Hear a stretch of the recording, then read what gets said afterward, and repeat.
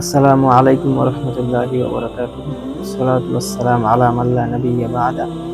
আউযু বিল্লাহি মিনাশ শাইতানির রাজীম। বিসমিল্লাহির রাহমানির রাহিম। সম্মানিত দর্শক, আশা করি সকলে ভালো আছেন। আজকের ভিডিওর বিষয় কিয়ামত এবং কিয়ামতের আলামত সম্পর্কে। তো আমরা সবাই কিয়ামত সম্পর্কে কম বেশি জানি, তবে আমাদের সমাজে এবং আমাদের মুরব্বীদের মধ্যে কিয়ামত সম্পর্কে অনেক সময় কিছু ভুল তথ্য শোনা যায়। সেটা তারা অনিচ্ছাকৃতই করে বেশিরভাগ মানুষ। তো যাই হোক, সঠিক তথ্য আমাদের প্রয়োজন। কোরআন এবং সহিহ হাদিস ভিত্তিক অসাধারণ একটি ভিডিও এই সম্পর্কে আমাদেরকে উপহার দিয়েছেন আমাদের শাইখ আব্দুল্লাহ বিন আব্দুর রাজ্জাক হাফিজাহুল্লাহ ভাই। আপনারা সবাই ভিডিওটি থেকে উপকৃত হবেন এবং আপনাদের বন্ধু বান্ধব আত্মীয় স্বজনের সাথে ভিডিওটি শেয়ার করে দিতে পারেন এবং অবশ্যই আমাদের চ্যানেলটি সাবস্ক্রাইব করে পাশে থাকবেন। তো যাই হোক, পবিত্র কোরআনের 56 নম্বর সূরা সূরা ওয়াকিয়াতে আল্লাহ তাআলা বলেন, ইযা ওয়াকাআতিল ওয়াকিয়াহ লাইসা লিওয়াকাতিহা কাযিবাহ। যখন কিয়ামত সংঘটিত হবে, কেউ তা অস্বীকার করার মতো থাকবে না। 56 নম্বর সূরা 1-2 নম্বর আয়াত। যাই হোক, খুবই সুন্দর একটি সূরা, আপনারা স্টাডি করে দেখতে পারেন ইনশাআল্লাহ।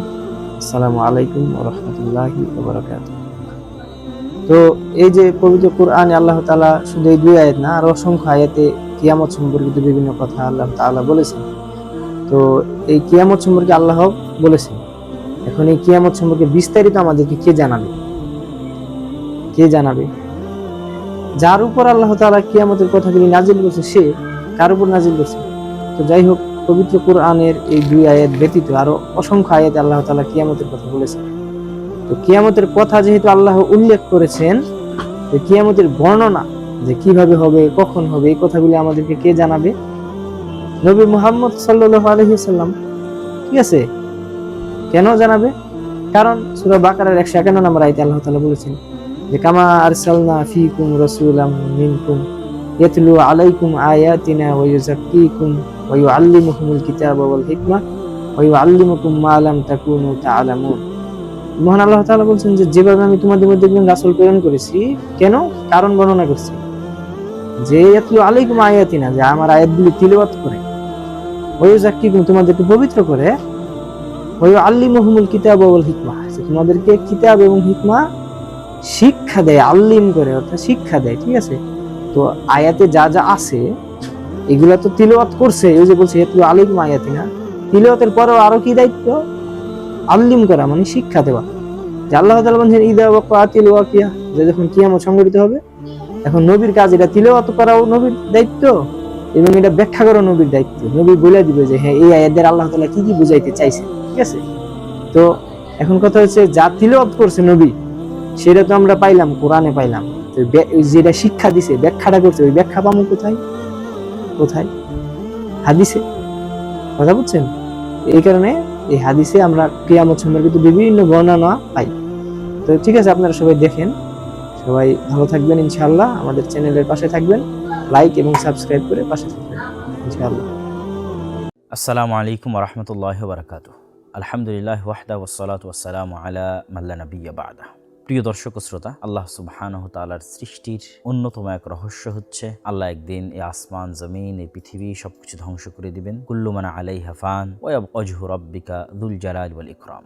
সব ধ্বংস হয়ে যাবে, শুধু আল্লাহ সুবহানাহু ওয়া তাআলাই থাকবেন। পবিত্র কোরআনের যদি আমরা সম্পূর্ণরূপে সামারি করি, তাহলে দুটি বিষয়ের প্রতি পবিত্র কোরআন সবচেয়ে বেশি ফোকাস দিয়েছে। এক, আল্লাহ সুবহানাহু ওয়া তাআলার একত্ববাদ, আর 2, পরকাল, আল ইয়াউমুল আখির, আল্লাহর ওয়াদা, আর আল্লাহর ওয়াদা সত্য। তো আল্লাহ সুবহানাহু ওয়া তাআলার সেই ওয়াদা, পৃথিবী ধ্বংস হওয়া, এটি একটি চিরন্তন সত্য এবং সকল আসমানি কিতাবের মূল সার নির্যাস যে একদিন এই পৃথিবী ধ্বংস হয়ে যাবে এবং কিয়ামত সংঘটিত হবে, পুনরুত্থান ঘটবে, বিচার হবে। অনেকে হয়তো প্রশ্ন করতে পারেন, এই কিয়ামতের কথা তো আমরা হাজারো লক্ষ বছর থেকে শুনে আসছি, কিয়ামত তো হয় না, কবে হবে? তাদের জন্য রাসূলুল্লাহ সাল্লাল্লাহু আলাইহি ওয়াসাল্লামের পক্ষ থেকে চমৎকার উত্তর আছে যে প্রত্যেক মানুষের মৃত্যুই কামাত কিয়ামতুহু, তার মৃত্যুই তার জন্য কিয়ামত। তো যত মানুষ পৃথিবী থেকে চলে গেছে, তাদের কিয়ামত কিন্তু অলরেডি সংঘটিত হয়ে গেছে। আমরাও যেদিন মারা যাব, সেই দিন আসলে আমাদের কিয়ামত সংঘটিত হবে। কেন? আমরা তো পরকালের জগতে যাত্রা শুরু করে দেব। কবরের জগৎ, বারজাখী জগৎ, গায়েবের যে জগৎ, পরকালের যে জগৎ, সেটার উদ্দেশ্যে আমাদের যাত্রা শুরু হয়ে যাবে। হ্যাঁ, সামগ্রিক অর্থে আসমান জমিনের যে ধ্বংস, সূর্য নক্ষত্রের যে ভেঙে পড়া, যেগুলোর বর্ণনা আল্লাহ বিভিন্ন সূরায় দিয়েছেন, ইযা সামাউ ফাতারাত, ওয়াইদাল কাওয়াকিব তাসারাত, ওয়াইদাল বিহারু ফুজ্জিরাত, ওয়াইদাল কুবুর বু'থিরাত। অথবা সূরা কারিয়ার মধ্যে বলছেন আল কারিআতু মাল কারিআহ ওয়া মা আদরাকা মাল কারিআহ ইয়াওমা ইয়াকুনুন নাসু কাল ফারাশিল মাবথুথ ওয়া তাকুনুল জিবালু কাল ইহনিল মানফুশ। অথবা সূরা জিলজালের মধ্যে বলছেন ইযা যুলজিলাতিল আরযু জিলজালাহা ওয়া আখরাজাতিল আরযু আথকালাহা। এই যে ভয়ঙ্কর দৃশ্যগুলো, যে আসমান, সূর্য, নক্ষত্র, চন্দ্র ভেঙে চূর্ণ বিচূর্ণ হয়ে যাবে, হিমালয়ের মতো পাহাড় ধ্বনিত তুলার ন্যায় আকাশে উড়বে, মানুষ পঙ্গপালের মতো হয়ে যাবে, এই ঘটনাগুলো ঘটবে। এগুলো আমরা চোখে দেখি অথবা না দেখি, কিন্তু এই ঘটনাগুলো ঘটার পূর্বে পৃথিবীর ইতিহাসের সবচেয়ে ভয়ঙ্কর ফিতনা দেখা দিবে। যেই ফিতনা আদম আলাইহিস সালাতু ওয়াস সালাম যখন জান্নাতে ইবলিসের ফিতনায় পা দিয়েছিলেন, আল্লাহ যে গাছকে নিষিদ্ধ করেছিলেন সেই গাছের নিকটে যাওয়ার যে প্ররোচনা, ওইটাও তো একটা ফিতনা। যেই ফিতনায় হাবিল এবং কাবিল পড়েছিল সেটাও একটা ফিতনা। যেই ফিতনায় কওমে নূহ পড়েছিল শিরকের ফিতনা, যেই ফিতনায় কওমে লূত পড়েছিল জেনার ফিতনা, এগুলো সকল ফিতনার চাইতে ভয়াবহ ফিতনা। যে ফিতনা সম্পর্কে পৃথিবীর সকল নবী এবং রাসূল সতর্ক করে গেছেন, সেটি হচ্ছে দাজ্জালের ফিতনা। এবং রাসূলুল্লাহ সাল্লাল্লাহু আলাইহি ওয়াসাল্লাম স্পষ্টভাবে বলে গেছেন যে কিয়ামতের পূর্ব মুহূর্তের যে ঘটনাবলীর কথা উনি বলেছেন, কিয়ামত সংঘটিত হতে যদি আর একদিনও বাকি থাকে তবু এই সবগুলো ঘটনা সংঘটিত হবে। সুতরাং এই বিষয়গুলো অত্যন্ত সিরিয়াস, এবং এই বিষয়গুলো আমাদের জানা আরও কেন জরুরি। বর্তমান বিশ্বে সায়েন্স অ্যান্ড টেকনোলজির এই উন্নত প্রযুক্তির যুগে গায়েবের এই বিষয়গুলোকে যেমন একদল মানুষ অস্বীকার করে বসে, একদল মানুষ যেমন তাবিল দূরবর্তী ব্যাখ্যা করে, আর একদল মানুষ তেমন কাল্পনিক সময় নির্ধারণ করে এতদিনের মধ্যে ইমাম মাহদি আসবে, এতদিনের মধ্যে দাজ্জাল আসবে। এই যে ভ্রান্ত চিন্তা চেতনা, এগুলোর মধ্যে আমাদের সঠিকটা জানার জন্য হলো এই বিষয়ে জ্ঞান অর্জন করতে হবে। দেখেন, কিয়ামত কখন হবে তা মুহাম্মদ সাল্লাল্লাহু আলাইহি সাল্লামও জানতেন না। কিয়ামত কখন হবে তা স্বয়ং ইসরাফিলও জানে না। যদি ইসরাফিল জানতো যে অমুক সালের এত তারিখে এতটার সময় কিয়ামত হবে, তাহলে ইসরাফিল তার সজাগ অবস্থায় বাঁশিতে ফু দেওয়ার জন্য প্রস্তুত থাকতো না। ও যেই দিন রেস্টে বিশ্রামে থাকতো, যেই দিন দেওয়ার দরকার হতো সেই দিন দিত। কিন্তু সে 24 ঘন্টা প্রস্তুত আছে যে কখন আল্লাহ বলেন বাঁশিতে ফু দেওয়ার জন্য, মানে সেও জানে না যে আসলে কখন আল্লাহ বলবে। সুতরাং এটা নির্ধারণ করা যে অমুক দিন এতদিনের মধ্যে, এটা না আল্লাহ সুবহানাহু ওয়া তাআলা কোরআনে করেছেন, না তার রাসূল হাদিসের মধ্যে করেছে। সবাই কি বর্ণনা করেছে? আলামত এবং চিহ্ন। তো এই আলামত এবং চিহ্নগুলো নিয়ে আজকে কেন আমরা আলোচনা করছি? আজকে আলোচনা করার প্রেক্ষাপটটা যদি আমরা বুঝি, আমি আপনাদের একটু দেখাই।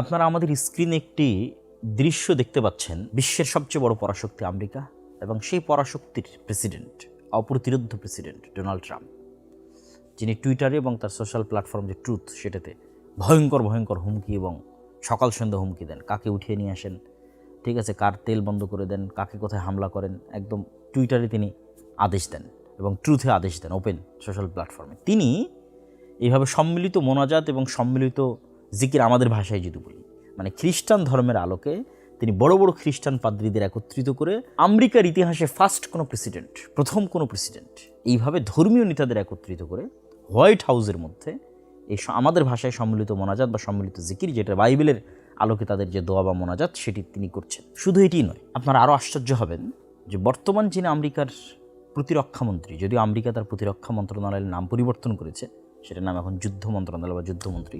বর্তমান আমেরিকার যিনি যুদ্ধমন্ত্রী, তিনি তার শরীরে, তার গায়ে, তার বাহুতে কিছু ট্যাটু অঙ্কন করে রেখেছেন, যেই ট্যাটু মুসলমানদের চমকে দেওয়ার মতো।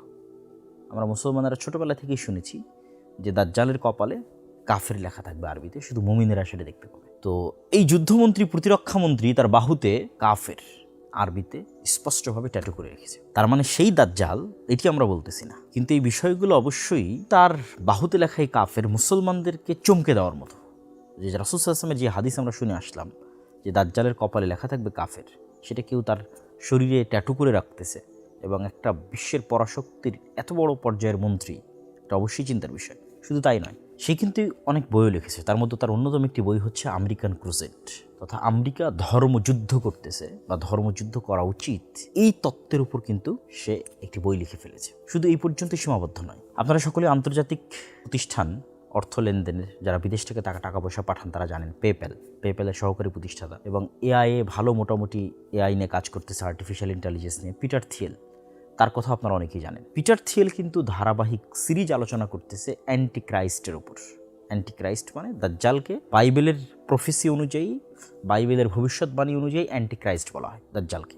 তো সেটি নিয়ে সে সিরিজ আলোচনা করতেছে। যে সিরিজ আলোচনাগুলোর অসংখ্য ভিডিও এবং অসংখ্য ক্লিপস ইতিমধ্যেই সামাজিক যোগাযোগ মাধ্যমে ভাইরাল। এবং কিছুদিন পূর্বে ইতালির রাজধানী রোমে একটি রুদ্ধদ্বার বৈঠকেও অ্যান্টিক্রাইস্টের প্রকাশ এবং আশা নিয়ে গোপন আলোচনা বা গোপন বৈঠক হয়েছে, যেটা আমাদের বাংলাদেশেরও বিভিন্ন পত্রিকা রিপোর্ট করেছে। এমনকি প্রথম আলোতে একটা বিশাল রিপোর্টও হয়েছে, ইরান যুদ্ধ নাকি দাজ্জাল তত্ত্বে মোড়া আমেরিকান ক্রুসেড।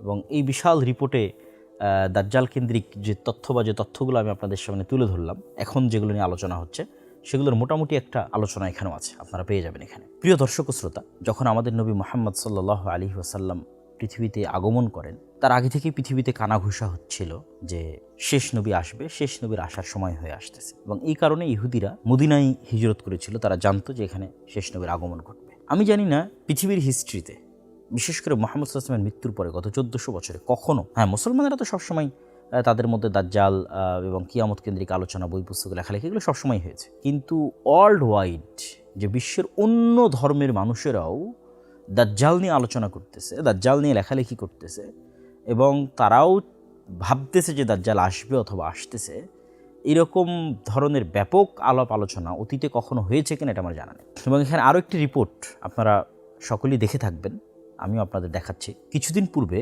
গার্ডিয়ান পত্রিকায় একটি রিপোর্ট হয়, আপনারা দেখতে পাচ্ছেন সেই রিপোর্টটি, যে US troops were told war on Iran was all part of God's divine plan. যে আমেরিকার সেনাবাহিনীরা সাক্ষ্য দিচ্ছে যে এই যুদ্ধটা মূলত আল্লাহ সুবহানাহু ওয়া তাআলার পরিকল্পনা অনুযায়ী হচ্ছে। তারা বলতেছে যে এটা হচ্ছে এন্ড টাইমস, শেষ সময়ের যে যুদ্ধ, এবং এই শেষ সময়ের যুদ্ধকে বাইবেলে আর্মাগেড্ডন বলা আছে এবং সেটিকেও তারা এখানে কানেক্ট করেছে। এই যে আপনারা দেখতে পাচ্ছেন যে বুক অফ রিভিলেশন তথা বাইবেলের যেটা বুক অফ রিভিলেশন, সেখানে যে আর্মাগেড্ডন তথা শেষ সময়ের যে যুদ্ধের কথা বলা হচ্ছে, সেই শেষ সময়ের যুদ্ধ শুরু করার জন্য, সেই এন্ড টাইম শুরু করার জন্য মূলত তারা এই যুদ্ধটা শুরু করেছে। এটা আমরা আপনাদের সামনে তুলে ধরছিলাম গার্ডিয়ান পত্রিকার রিপোর্ট। প্রিয় দর্শক ও শ্রোতা, আমরা ভূমিকা স্বরূপ আপনাদের সামনে কিছু তথ্য তুলে ধরলাম, যেগুলোতে আমরা দেখতে পেলাম যে বর্তমান বিশ্বে শেষ জামানা নিয়ে মুসলমানদের মধ্যে নয়, অন্যদের মধ্যে আলোচনা হচ্ছে এবং তারা সেই শেষ জামানার যুদ্ধগুলো শুরু করতেছে মনে হবে তাদের ধারণা।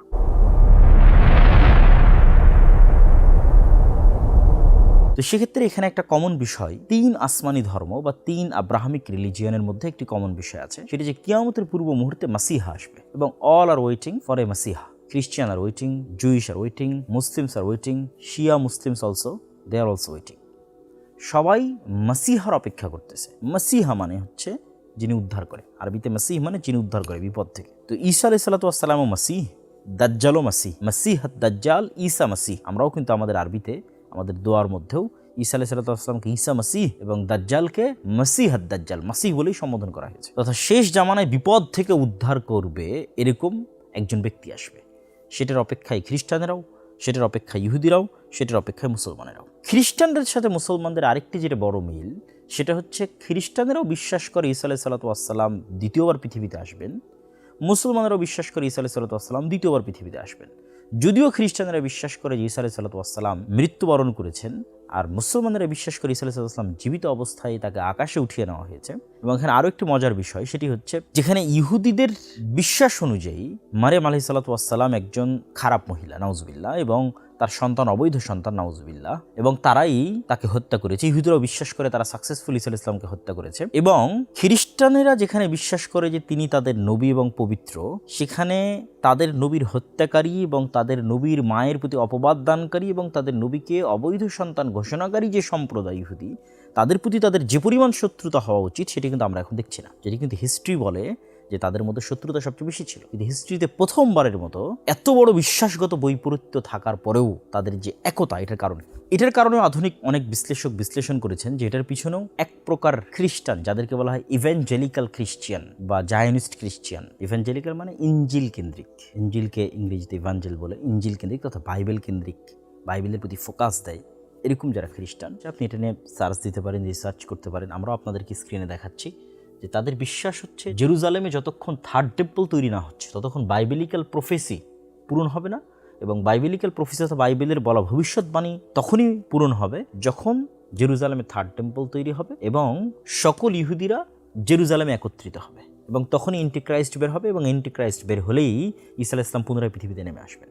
সুতরাং আমরা যদি ঈসা আলাইহিস সালামকে পুনরায় পৃথিবীতে নামিয়ে আনতে চাই, তাহলে আমাদেরকে ইহুদিদেরকে সাপোর্ট করতে হবে জেরুজালেমে একত্রিত হওয়ার জন্য। এটা একদল খ্রিস্টানদের বিশ্বাস। তাহলে আজকের ইসরায়েলের সাথে তাদের যে সহযোগিতা, এটার যেমন পলিটিক্যাল অনেক কারণ আছে, এটার যেমন আরও ভূ রাজনৈতিক প্রেক্ষাপটের যে বিশ্লেষণগুলো আছে যেগুলো আমরা জানি, তার পাশাপাশি এই ধর্মীয় প্রেক্ষাপটটিও কিছুটা ভূমিকা রাখে, যা এখন আরও বেশি আলোচিত হচ্ছে, আরও বেশি চর্চিত হচ্ছে, যে কেন তারা চায় যে জেরুজালেম ইহুদের একত্রিত হোক, জেরুজালেমকে ইসরায়েলের রাজধানী করা হোক, মসজিদ আকসা ভেঙে দিয়ে থার্ড টেম্পল তৈরি করা হোক। কেননা তারা দ্রুত ঈসা আলাইহিস সালামকে পৃথিবীতে ফেরত নিয়ে আসতে চাচ্ছে, দ্রুত দাজ্জালকে পৃথিবীতে নিয়ে আসতে চাচ্ছে, অ্যান্টিক্রাইস্টকে। তো এই সার্বিক বিষয়গুলো আমার কাছে মনে হয়েছে যে অতীতে কখনো এত ব্যাপকভাবে বৈশ্বিক রাজনীতিতে অ্যান্টিক্রাইস্ট, দাজ্জাল, ঈসা আলাইহিস সালামের ফেরত আসা এবং আরমাগেড্ডন, বালমাল হামাল কুবরা, শেষ জামানার যুদ্ধ, এগুলো এত ব্যাপকভাবে আলোচিত হয়নি। মুসলমানদের মধ্যে আলোচিত হলেও বিশ্বব্যাপী আলোচিত হয়নি, কিন্তু এখন বিশ্বব্যাপী আলোচিত হচ্ছে, যা আমি আপনাদের সামনে তুলে ধরলাম। সুতরাং এই বিষয়গুলো সম্পর্কে আমাদের নবী মুহাম্মদ সাল্লাল্লাহু আলাইহি সাল্লাম কী বলতেন, কী বলেছেন এবং সেগুলোর সঠিক ব্যাখ্যা কী হতে পারে তা আমাদের জানা অতীব জরুরি। তাই চলুন আমরা শুরু করি শেষ জামানা সম্পর্কে রাসূলুল্লাহ সাল্লাল্লাহু আলাইহি সাল্লামের বলা সেই সমস্ত আল মালাহিমুল কুবরা বা আল মালহামা, ভয়ঙ্কর ফিতনা এবং ভয়ঙ্কর যুদ্ধের যে বিবরণীগুলো, সেগুলো কোনটার পর কোনটা কিভাবে সংঘটিত হতে থাকবে এবং দৃশ্যপটগুলো কিভাবে পরিবর্তন হবে এবং সেটার সামারি, সার নির্যাস কি, আমরা জানার চেষ্টা করি।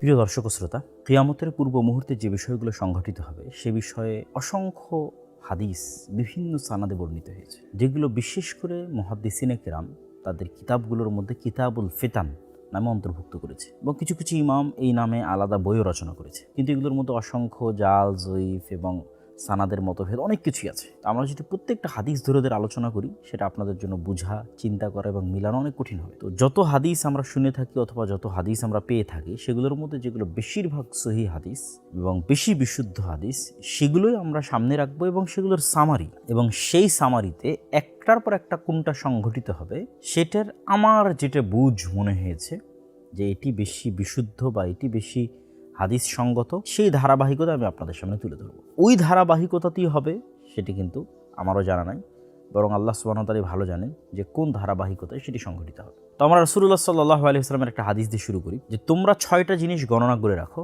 কিয়ামত পর্যন্ত। তার মধ্যে 1 নাম্বার হচ্ছে মাউতি, আমার মৃত্যু। তো রাসূলুল্লাহ সাল্লাল্লাহু আলাইহি ওয়াসাল্লামের মৃত্যু ইটসেলফ কিয়ামতের সবচেয়ে বড় আলামত। কেন অতীতে যখন কোনো নবীর মৃত্যু হতো তখন মানুষ আরেক নবীর অপেক্ষা করত, আর যেহেতু মুহাম্মদ সাল্লাল্লাহু আলাইহি ওয়াসাল্লাম শেষ নবী, সেহেতু মুহাম্মদ সাল্লাল্লাহু আলাইহি ওয়াসাল্লামের মৃত্যুর পরে কি আমরা আরেক নবীর অপেক্ষা করব না কিয়ামতের অপেক্ষা করব? তাহলে সামারি কি দাঁড়াচ্ছে? মুহাম্মদ সাল্লাল্লাহু আলাইহি ওয়াসাল্লামের মৃত্যুর পরেই কিয়ামত, মুহাম্মদ সাল্লাল্লাহু আলাইহি ওয়াসাল্লামের মৃত্যুর পরেই কিয়ামত। এখন এটাতে 500 বছর 5000 বছর সেটি বিষয় নয়। আগের নবীদের ক্ষেত্রে কি হতো, ওই নবীর পরে আরেক নবী, তারপরে আরেক নবী, আর মুহাম্মদ সাল্লাল্লাহু আলাইহি ওয়াসাল্লামের মৃত্যুর পরে কি হচ্ছে? সরাসরি কিয়ামত। তাহলে কিয়ামতের সবচেয়ে বড় আলামত হচ্ছে মুহাম্মদ সাল্লাল্লাহু আলাইহি ওয়াসাল্লামের মৃত্যু এবং মুহাম্মদ সাল্লাল্লাহু আলাইহি ওয়াসাল্লামের পৃথিবীতে আগমন। সেটি কিন্তু সংঘটিত হয়ে গেছে, অলরেডি 1400 বছর পার হয়ে গেছে সেটি। তাহলে আমরা কিসের অপেক্ষা করছি? কিয়ামতেরই অপেক্ষা করছি 1400 বছর থেকে। নতুন কোনো নবীর কিন্তু আমরা অপেক্ষা করছি না। 2 নম্বর তিনি বলেছেন ফাতহু বাইতুল মুকাদ্দাস বা মসজিদ আল আকসা, মসজিদ আকসার বিজয়, যেটি ইতিমধ্যে 2 বার সংঘটিত হয়েছে, হয়তো আরও একবার সংঘটিত হবে, আল্লাহ সুবহানাহু ওয়া তাআলা ভালো জানে। ওমর রাদিয়াল্লাহু তাআলার সময় একবার সংঘটিত হয়েছে এবং দ্বিতীয়বার সালাহুদ্দিন আইয়ুবীর সময় সংঘটিত হয়েছে।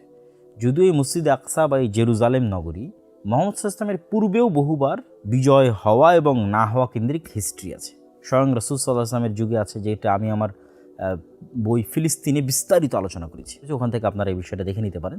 3 নম্বর রাসূলুল্লাহ সাল্লাল্লাহু আলাইহি ওয়াসাল্লাম বললেন যে ভয়ঙ্কর মহামারী। অনেকেই ওমর রাদিয়াল্লাহু তাআলার যুগে সিরিয়াতে একটা ভয়ঙ্কর মহামারী হয়েছিল, অনেক আলেম ওলামা বলে থাকেন যে এটি সেই মহামারী। আবার যুগের পরিক্রমায় গত 1400 বছর অনেক মহামারী হয়েছে, সেগুলোকেও অনেকেই রাসূল সাল্লাল্লাহু আলাইহি ওয়াসাল্লামের হাদিসে বর্ণিত সেই মহামারীর সাথে তুলনা করেছেন। আমরাও কিছুদিন পূর্বে একটি মহামারী অতিক্রম করে আসলাম, করোনা মহামারী, অথবা আরও পরে আরও ভয়ঙ্কর মহামারী আসতে পারে, যে মহামারীতে পৃথিবীর 1/4, 1/3, অর্ধেকের বেশি মানুষ হয়তো পৃথিবী থেকে হারিয়ে যেতে পারে এখন যে মানুষ আছে তাদের মধ্যে থেকে। তাহলে তারপর আসলাম বললেন মহামারী, তারপরে তিনি বললেন সুম্মা ফিতনাতুন, এমন এক ফিতনা লা ইয়াবকা, বাকি থাকবে না, বাইতুন, যারা বুঝেন যে নাকেরা, তানবিন এটি নাকেরার আলামত, এবং নাকেরা মানে হচ্ছে একটা ছোট্ট ঘরও বাকি থাকবে না, তথা সকল ঘর, লা ইয়াবকা বাইতুম মিনাল আরব ইল্লা, এবং লা আর ইল্লা যদি একত্রিত আসে তাহলে সেটা ইস্তেগরাকের ফায়দা দেয়, তথা একটা ঘরও বাদ যাবে না।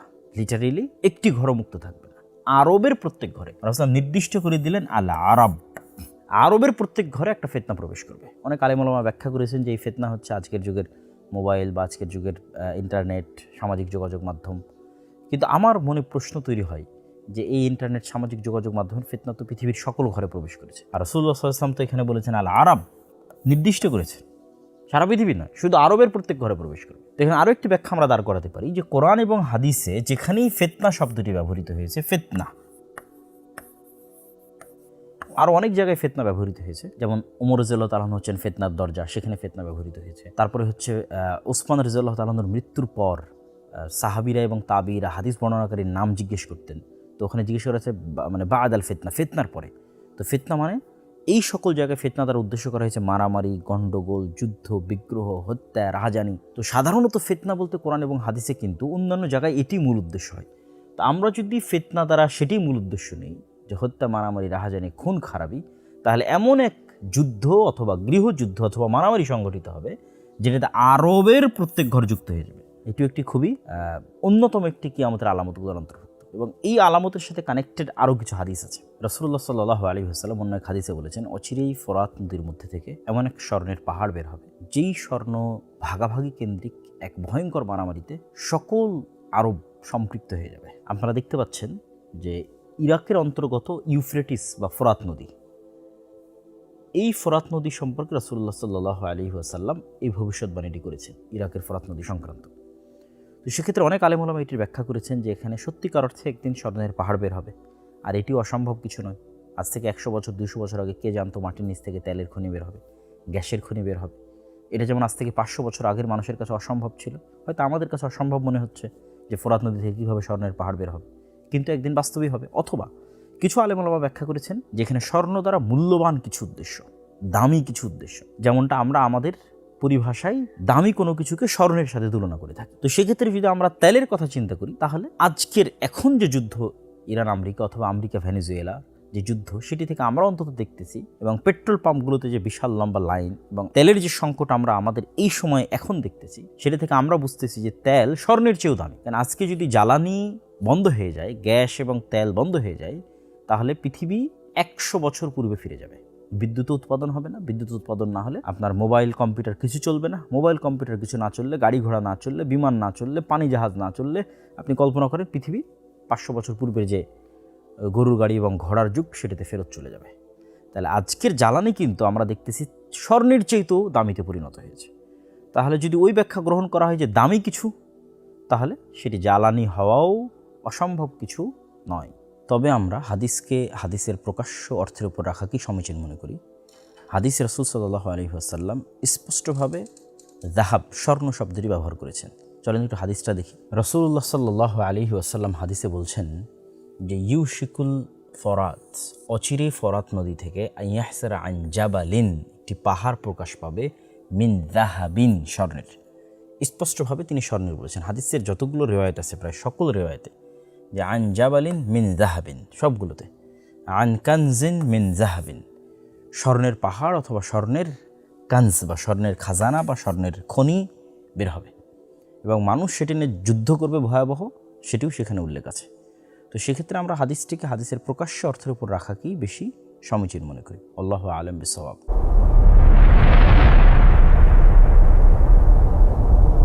তো সেক্ষেত্রে এমন এক যুদ্ধ, যেই যুদ্ধে সকল আরব জড়িত হয়ে যাবে, এটির কথা রাসূলুল্লাহ সাল্লাল্লাহু আলাইহি ওয়াসাল্লাম বলছেন। তারপর রাসূলুল্লাহ সাল্লাল্লাহু আলাইহি ওয়াসাল্লাম বললেন হুদনাতুন। হুদনাতুন শব্দের অর্থ হচ্ছে চুক্তি। বাইনাকুম, তোমাদের মধ্যে, ওয়া বাইনা বানিল আসফার, এই বানিল আসফারের জায়গায় কিছু কিছু রিওয়ায়াতে রোম বা অন্য কিছু বর্ণনায় রোমানদের সাথে কিছু চুক্তি মুসলমানদের হবে। আর আসফার শব্দের অর্থ হচ্ছে হলদেটে সাদা বর্ণ, যাদের গায়ের রং তথা সাদা চামড়ার আমরা যাদেরকে বলি, ঠিক আছে, তাদের সাথে তোমাদের একটা চুক্তি হবে। এখানে রোম দ্বারা আসলে কোন রোম উদ্দেশ্য, এটি নিয়েও কিছু মতভেদ আছে। রাসূলুল্লাহ সাল্লাল্লাহু আলাইহি ওয়াসাল্লাম যখন এই হাদিস শোনাচ্ছেন যে তোমাদের মধ্যে এবং রোমানদের মধ্যে একটি চুক্তি হবে, ওই সময়ে রোমান, বাইজেন্টাইন রোমান এম্পায়ারের কেন্দ্রস্থল বা রাজধানী ছিল আজকের তুরস্কের ইস্তাম্বুল। আমরা আপনাদেরকে দেখাচ্ছি, দুই দিকে সাগর এবং মধ্যে অন্যতম একটি উন্নত নগরী, যেটিকে আরবিতে বলা হয়েছে কুস্তুনতুনিয়া।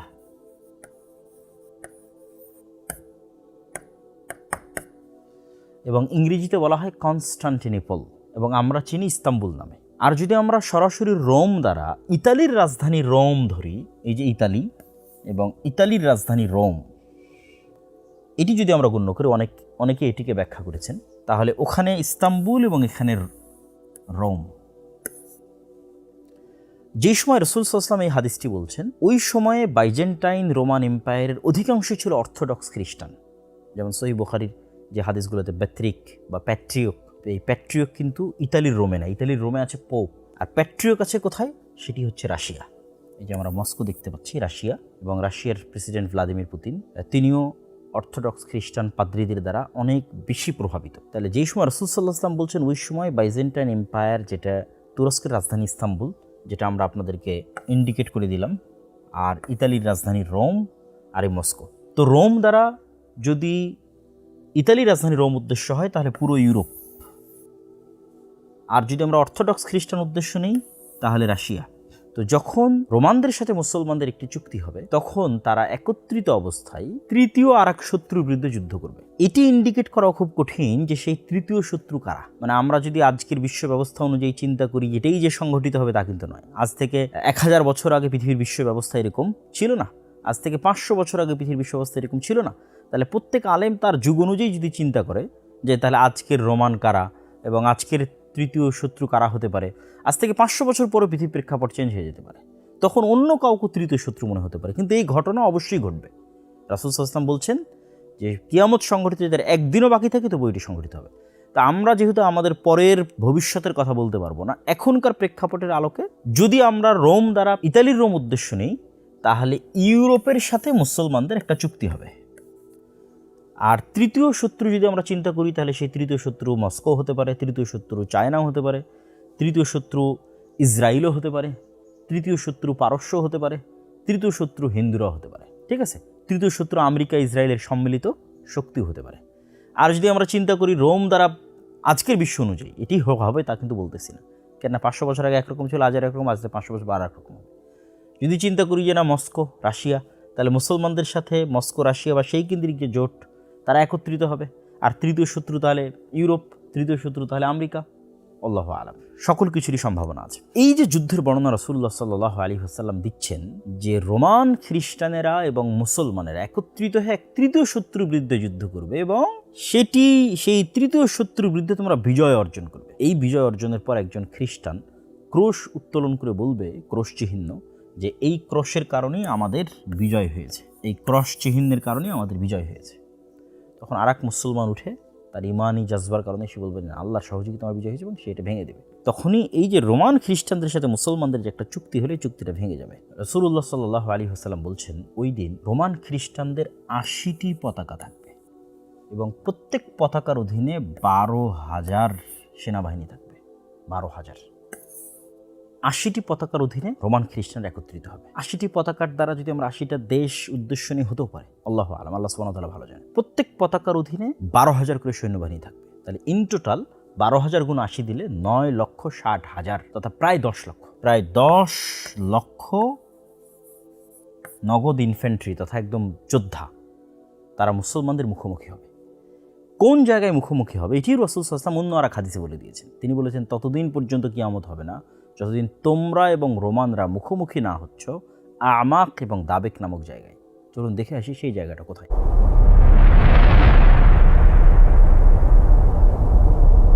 রাসূলুল্লাহ সাল্লাল্লাহু আলাইহি ওয়াসাল্লাম যে আমাক এবং দাবেক নামক দুটি জায়গার কথা উল্লেখ করেছেন, যে বেদাবেক, বে আমাক ও বেদাবেক, বেদাবেক ও বে আমাক। এখন অনুসন্ধান করলে যেটি দেখা যায় যে এটি মূলত সিরিয়া এবং তুরস্কের সীমান্তবর্তী অঞ্চল। আজকের তুরস্কের সীমানা এবং আজকের সিরিয়ার সীমানা আপনারা এই যে দেখতে পাচ্ছেন দাবেক, এবং এই যে হালবকে ইংরেজিতে বলে আলেপ্পো, এটা সিরিয়ার তুরস্ক সীমান্তবর্তী শহর। এবং এই যে ইদলিব, এখনকার সিরিয়ার যারা মুজাহিদ, যারা বিজয়ী হলো আহমদ আশারা, তারা কিন্তু এই অঞ্চল থেকে উঠে এসেছে। এই ইদলিব, এই হালব, এখান থেকে উঠে এসে পরে তারা দামেস্ক বিজয় করেছে, এবং এখানে থাকা অবস্থাতেই তারা তুরস্কের যে সহযোগিতা সেটা কিন্তু তারা রিসিভ করতো। আর কিছু কিছু আলেমের মত অনুযায়ী এটি হচ্ছে আমাক দ্বারা আন্তাকিয়া উদ্দেশ্য, এটাও সিরিয়া এবং তুরস্কের সীমান্তবর্তী অঞ্চল। অনেকের নিকটে আমাক দ্বারা এই আন্তাকিয়া উদ্দেশ্য, এটিও এই হালব এবং ইদলিব তার নিকটবর্তী যদিও এটা এখন বর্তমান তুরস্কের সীমানায় পড়ে, কিন্তু তুরস্ক এবং সিরিয়ার যে সীমানা আছে, এই যে এটি হচ্ছে তুরস্ক এবং সিরিয়ার সীমানা, এই পারে হচ্ছে সিরিয়া আর এই যে পারে হচ্ছে তার্কি। এক কথায় বোঝা যাচ্ছে যে আমরা দাবেক ধরি, হালবের নিকটবর্তী অথবা ইদলিবের নিকটবর্তী আন্তাকিয়া ধরি, এই এরিয়াটা তুরস্ক এবং সিরিয়ার সীমান্তবর্তী অঞ্চলে একটি ভয়ঙ্কর এবং ভয়াবহ যুদ্ধ হবে। এবং এই যুদ্ধের অন্য হাদিসে রাসূলুল্লাহ সাল্লাল্লাহু আলাইহি ওয়াসাল্লাম যে বর্ণনা দিয়েছেন, আমাক এবং দাবেক নামক জায়গার কথা বলেছে। এই দুটো জায়গা আমরা কিন্তু দেখে আসলাম। এখানে রাসূল সাল্লাল্লাহু আলাইহি ওয়াসাল্লাম বলছেন, এই যুদ্ধে ফায়াখরুজু লাহুম জাইশুম মিনাল মাদিনা, এই যুদ্ধে অংশগ্রহণ করার জন্য মদিনা থেকে, এটা কিন্তু সহিহ মুসলিমের হাদিস, সকল হাদিস গ্রন্থে আছে, মদিনা থেকে খিয়ারু আহলিল আরজ, তৎকালীন বিশ্বের সর্বশ্রেষ্ঠ মানুষ, সবচেয়ে তাকওয়াবান, সবচেয়ে পরহেজগার, সবচেয়ে আল্লাহওয়ালা মানুষরা, মুজাহিদরা মদিনা থেকে বের হয়ে আসবে এই যুদ্ধে অংশগ্রহণ করার জন্য। এবং মদিনাবাসী যেন এই যুদ্ধে অংশগ্রহণ না করে, এই জন্য রোমানরা তাদেরকে বলবে, এই যে রোম, এখানে আরবিতে লেখা আছে রোম, মদিনাবাসী যেন এই যুদ্ধে সিরিয়াবাসীর সাথে অংশগ্রহণ না করে, এই জন্য রোমানরা বলবে, যাদের কাছে আমাদের বন্দী আছে, আবার কেউ ব্যাখ্যা করেছে যারা আমাদের দিন ত্যাগ করে দিয়েছে, দুই ধরনের ব্যাখ্যা আছে, তাদের সাথে আমরা যুদ্ধ করতে চাই, আমরা সিরিয়াবাসীর সাথে যুদ্ধ করতে চাই, তোমাদের সাথে নয়। কিন্তু মদিনাবাসী বলবে যে না, আমরা আমাদের ভাইদেরকে তোমাদের জন্য ছেড়ে দিব না, এবং তারা একত্রিত হয়ে এই যুদ্ধে অংশগ্রহণ করবে। তথা মদিনা এবং সিরিয়া এই যুদ্ধের অন্যতম একটি পার্ট। সিরিয়ার মানুষ এবং মদিনার মানুষ, তাদের মহব্বত, তাদের ভালোবাসা, তাদের আকীদা, তাদের আমল এই যুদ্ধের অন্যতম বড় একটি অংশ। এই যুদ্ধে মুসলমানেরা 3 ভাগে বিভক্ত হবে, রাসূল সাল্লাল্লাহু আলাইহি ওয়াসাল্লাম বলেছেন, এই যে এখানে সুলুসুন, 3 ভাগে বিভক্ত হবে।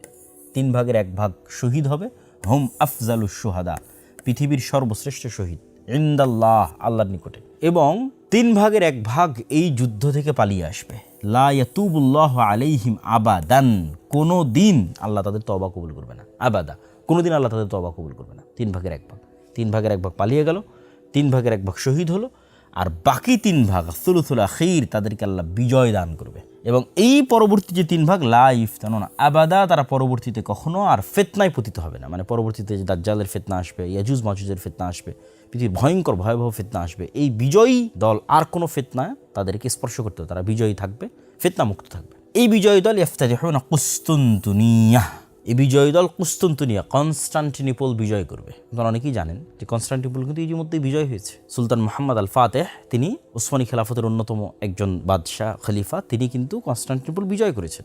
এবং কনস্টান্টিনোপল বিজয়ের সুসংবাদ রাসূল সাল্লাল্লাহু আলাইহি ওয়াসাল্লাম অনেক হাদিসে মুসলমানদের দিয়ে গেছে। এই জন্য কনস্টান্টিনোপল বিজয় করার জন্য বহু সাহাবী, বহু মুজাহিদ দীর্ঘদিন যাবৎ তারা সীমান্তে, সিরিয়ার সীমান্তে কিন্তু চেষ্টা করতেন, সফল হতে পারতেন না। কিন্তু সুলতান মুহাম্মদ আল ফাতেহ কিন্তু সফল হয়েছেন। কিন্তু এই বিজয় কিন্তু সেই বিজয় নয়, কেন অলরেডি সেই বিজয়ের পার হওয়া 500 বছর হয়ে গেছে। আর এখানে যেই বিজয়ের কথা বলতেছে, এই বিজয়ের পরেই মূলত দাজ্জাল, মাসিহ আদ-দাজ্জাল বের হবে। তাহলে এটা এমন এক বিজয়, যেই বিজয়ের পরে দাজ্জাল বের হবে, তাহলে ওই বিজয় সেই বিজয় নয়। তাহলে বোঝা যাচ্ছে এই হাদিস থেকে একটা জিনিস আমরা বুঝতে পারতেছি, আজকের যেই ইস্তাম্বুল, তুরস্কের রাজধানী, কনস্টান্টিনোপল বা কুস্তুনতুনিয়া বা আজকের তুরস্ক, এটা মুসলমানদের হাতে থাকবে না। অবশ্যই কোনো না কোনোভাবে এটা মুসলমানদের হাত ছাড়া হবে বা অন্যের দখলে চলে যাবে, জোরপূর্বক যেভাবেই হোক। তাহলেই তো মুসলমানরা সেটিকে বিজয় করবে, তথা কিয়ামতের পূর্ব মুহূর্তে আর একবার মুসলমানরা তুরস্ক বিজয় করবে। তথা এখন যে তুরস্ক মুসলমানদের হাতে আছে, এই তুরস্ক মুসলমানদের হাতে থাকবে না। এই যুদ্ধের অন্য হাদিসগুলোতে রাসূলুল্লাহ সাল্লাল্লাহু আলাইহি ওয়াসাল্লাম বলেছেন যে এই যুদ্ধে এত মানুষ মারা যাবে, এত মানুষ মারা যাবে, যে পাখি যদি 1 মাস আকাশে উড়ে, সে লাশের সারি শেষ করতে পারবে না, যে লাশের দুর্গন্ধহীন কোনো একটা জায়গায় থামবে পাবে না, আকাশ থেকে মৃত অবস্থায় পড়ে যাবে। মানুষ ওয়ারিস খুঁজে পাবে না যে তার সম্পদের ওয়ারিস কে হবে। কোনো একটা বংশে যদি 100 মেম্বার থাকে, 99 জন মারা যাবে, 1 জন বেঁচে থাকবে। এত ভয়াবহ এবং ভয়ঙ্কর যুদ্ধ হবে এই যুদ্ধ। এবং এখানে আরও একটা বিষয় আপনাদের তুলে ধরি, যে এই যুদ্ধের সাথে অন্য আর কিছু হাদিসকে যদি ইনক্লুড করি, তাহলে বোঝা যায় যে এই যুদ্ধের পরপরই মুসলমানদের এই বিজয় কাফেলা রোম পর্যন্ত পৌঁছে যেতে পারে। কিছু কিছু হাদিসে বলা আছে ইতালির রাজধানী রোম। হাদিসগুলোর সহিহ জয়ীফ নিয়ে মতভেদ থাকতে পারে। আবার এই বিজয় কাফেলা কিন্তু মসজিদে আকসাও বিজয় করতে পারে, বা মসজিদে আকসাতেও মুসলমানদের শাসন ব্যবস্থা থাকতে পারে। এই যুদ্ধ সম্পর্কে তথা কুস্তুনতুনিয়া বিজয় সম্পর্কে আরেকটি গুরুত্বপূর্ণ হাদিস আছে। রাসূলুল্লাহ সাল্লাল্লাহু আলাইহি ওয়াসাল্লাম বলছেন, তোমরা এমন একটি শহরের কথা জানো যে শহরের এক পাশে সমতল আর এক পাশে সমুদ্র। প্রায় সকল আলেম ওলামা একমত যে এই শহর হচ্ছে কুস্তুনতুনিয়া। তো রাসূলুল্লাহ সাল্লাল্লাহু আলাইহি ওয়াসাল্লাম বলছেন, লা তাকুমুস সাআহ, ততদিন পর্যন্ত কিয়ামত হবে না, যতদিন না ইসহাক আলাইহিসসালাতু ওয়াসসালামের বংশের 70,000 মানুষ এই শহরকে বিজয় করার জন্য যুদ্ধ না করেন। কিন্তু সবচেয়ে মজার বিষয় হচ্ছে তারা এই যুদ্ধ লাম ইউকাতিলু বিসিলাহিন, কোনো অস্ত্র দিয়ে করবে না। তো তাদের কোনো তরবারি বা অন্য কোনো অস্ত্র, রাইফেলগুলি কিছু থাকবে না, এবং তারা কোনো তীরও নিক্ষেপ করবে না, ওয়ালা বিসাহমিন, কোনো তীরও নিক্ষেপ করবে না। তাহলে যুদ্ধটা বিজয় হবে কিভাবে? তারা শুধু লা ইলাহা ইল্লাল্লাহ আল্লাহু আকবার এই আওয়াজ দিবে, এবং এই আওয়াজে শহরের দেওয়াল পড়ে যাবে, প্রথম আওয়াজে প্রথম, দ্বিতীয়, তৃতীয়, এবং এইভাবে তাদের জন্য এই শহরে প্রবেশ সহজ হবে এবং এই সহজকে তারা বিজয় করবে। তো আলেম ওলামাদের ব্যাখ্যা অনুযায়ী যে রোমে তথা সিরিয়া এবং তুরস্কের সীমান্তবর্তী অঞ্চলে রোমানদের সাথে যে ভয়ঙ্কর যুদ্ধটা হবে, ওই যুদ্ধে বিজয়ের পর মুসলমানেরা যখন কুস্তুনতুনিয়া শহরে প্রবেশের জন্য যাবে, কেননা এখন যেখানে রোমানদের সাথে যুদ্ধের যে জায়গাটা আমরা দেখতেছি সেখান থেকে কুস্তুনতুনিয়া শহর কিন্তু অনেক দূরে। তো এই যুদ্ধে পরাজয়ের পর সামনে আরও বিজয় অভিযান চলতে থাকবে। বিজয় অভিযান করতে করতে করতে করতে একটা পর্যায়ে গিয়ে তারা কুস্তুনতুনিয়াতে প্রবেশ করবে। তো যখন তারা কুস্তুনতুনিয়াতে প্রবেশ করবে, তখন কুস্তুনতুনিয়ার যে শহর রক্ষা দেওয়াল বা প্রাচীর আছে, সেটিকে ধ্বংস করার জন্য তাদের আলাদা কোনো অস্ত্র ব্যবহার করতে হবে না, যে আমরা এটা ভাঙবো, কোনো অস্ত্র ব্যবহার করে না। তারা শুধু মুখের তাকবীর দেওয়ার মাধ্যমে লা ইলাহা ইল্লাল্লাহ আল্লাহু আকবার বলবে, এই বলাতেই দেওয়াল ভেঙে পড়ে যাবে এবং তারা কুস্তুনতুনিয়া শহরের মধ্যে বিজয়ী বেশে প্রবেশ করবে। এখানে যে যুদ্ধ, এই যুদ্ধের পরপরই মুসলমানেরা তাদের গনিমতের মাল বন্টনের জন্য তাদের তরবারিকে জাইতুন গাছের সাথে ঝুলিয়ে রাখবে, এবং জাইতুন গাছের সাথে ঝুলিয়ে রাখার পরপরই এই যে সুয়ুফাহুম বিজাইতুন, এটার থেকে অনেক উদ্দেশ্য নিয়েছেন যে এই যুদ্ধটা তরবারি দেওয়া হবে। তরবারি জাইতুন গাছে ঝুলিয়ে থাকবে, শয়তান চিৎকার করে বলবে তোমাদের বাড়িতে দাজ্জাল প্রবেশ করে গেছে। কিন্তু এটা মিথ্যা হবে, তখনও দাজ্জাল বের হয়নি। তখন এই সেনাবাহিনীর মধ্যে থেকে অন্য হাদিসে রাসূলুল্লাহ অন্য রিওয়ায়াতে বলেছেন 10 জন অশ্বারোহী রওনা দিবে দাজ্জালের অনুসন্ধানে। আল্লাহ নবী বলছেন ওই 10 জনের নাম, তাদের বাপ দাদার নাম, তাদের ঘোড়া, তাদের গায়ের রং সব আমি বলে দিতে পারবো। তো তারা যখন দাজ্জালের অনুসন্ধানে রওনা দিবে, ইতিমধ্যেই সত্যি সত্যি দাজ্জাল তথা এই মুজাহিদরা রিটার্ন ব্যাক যখন দামেস্কে করবে, ততদিনে সত্যি সত্যি দাজ্জাল বের হয়ে যাবে।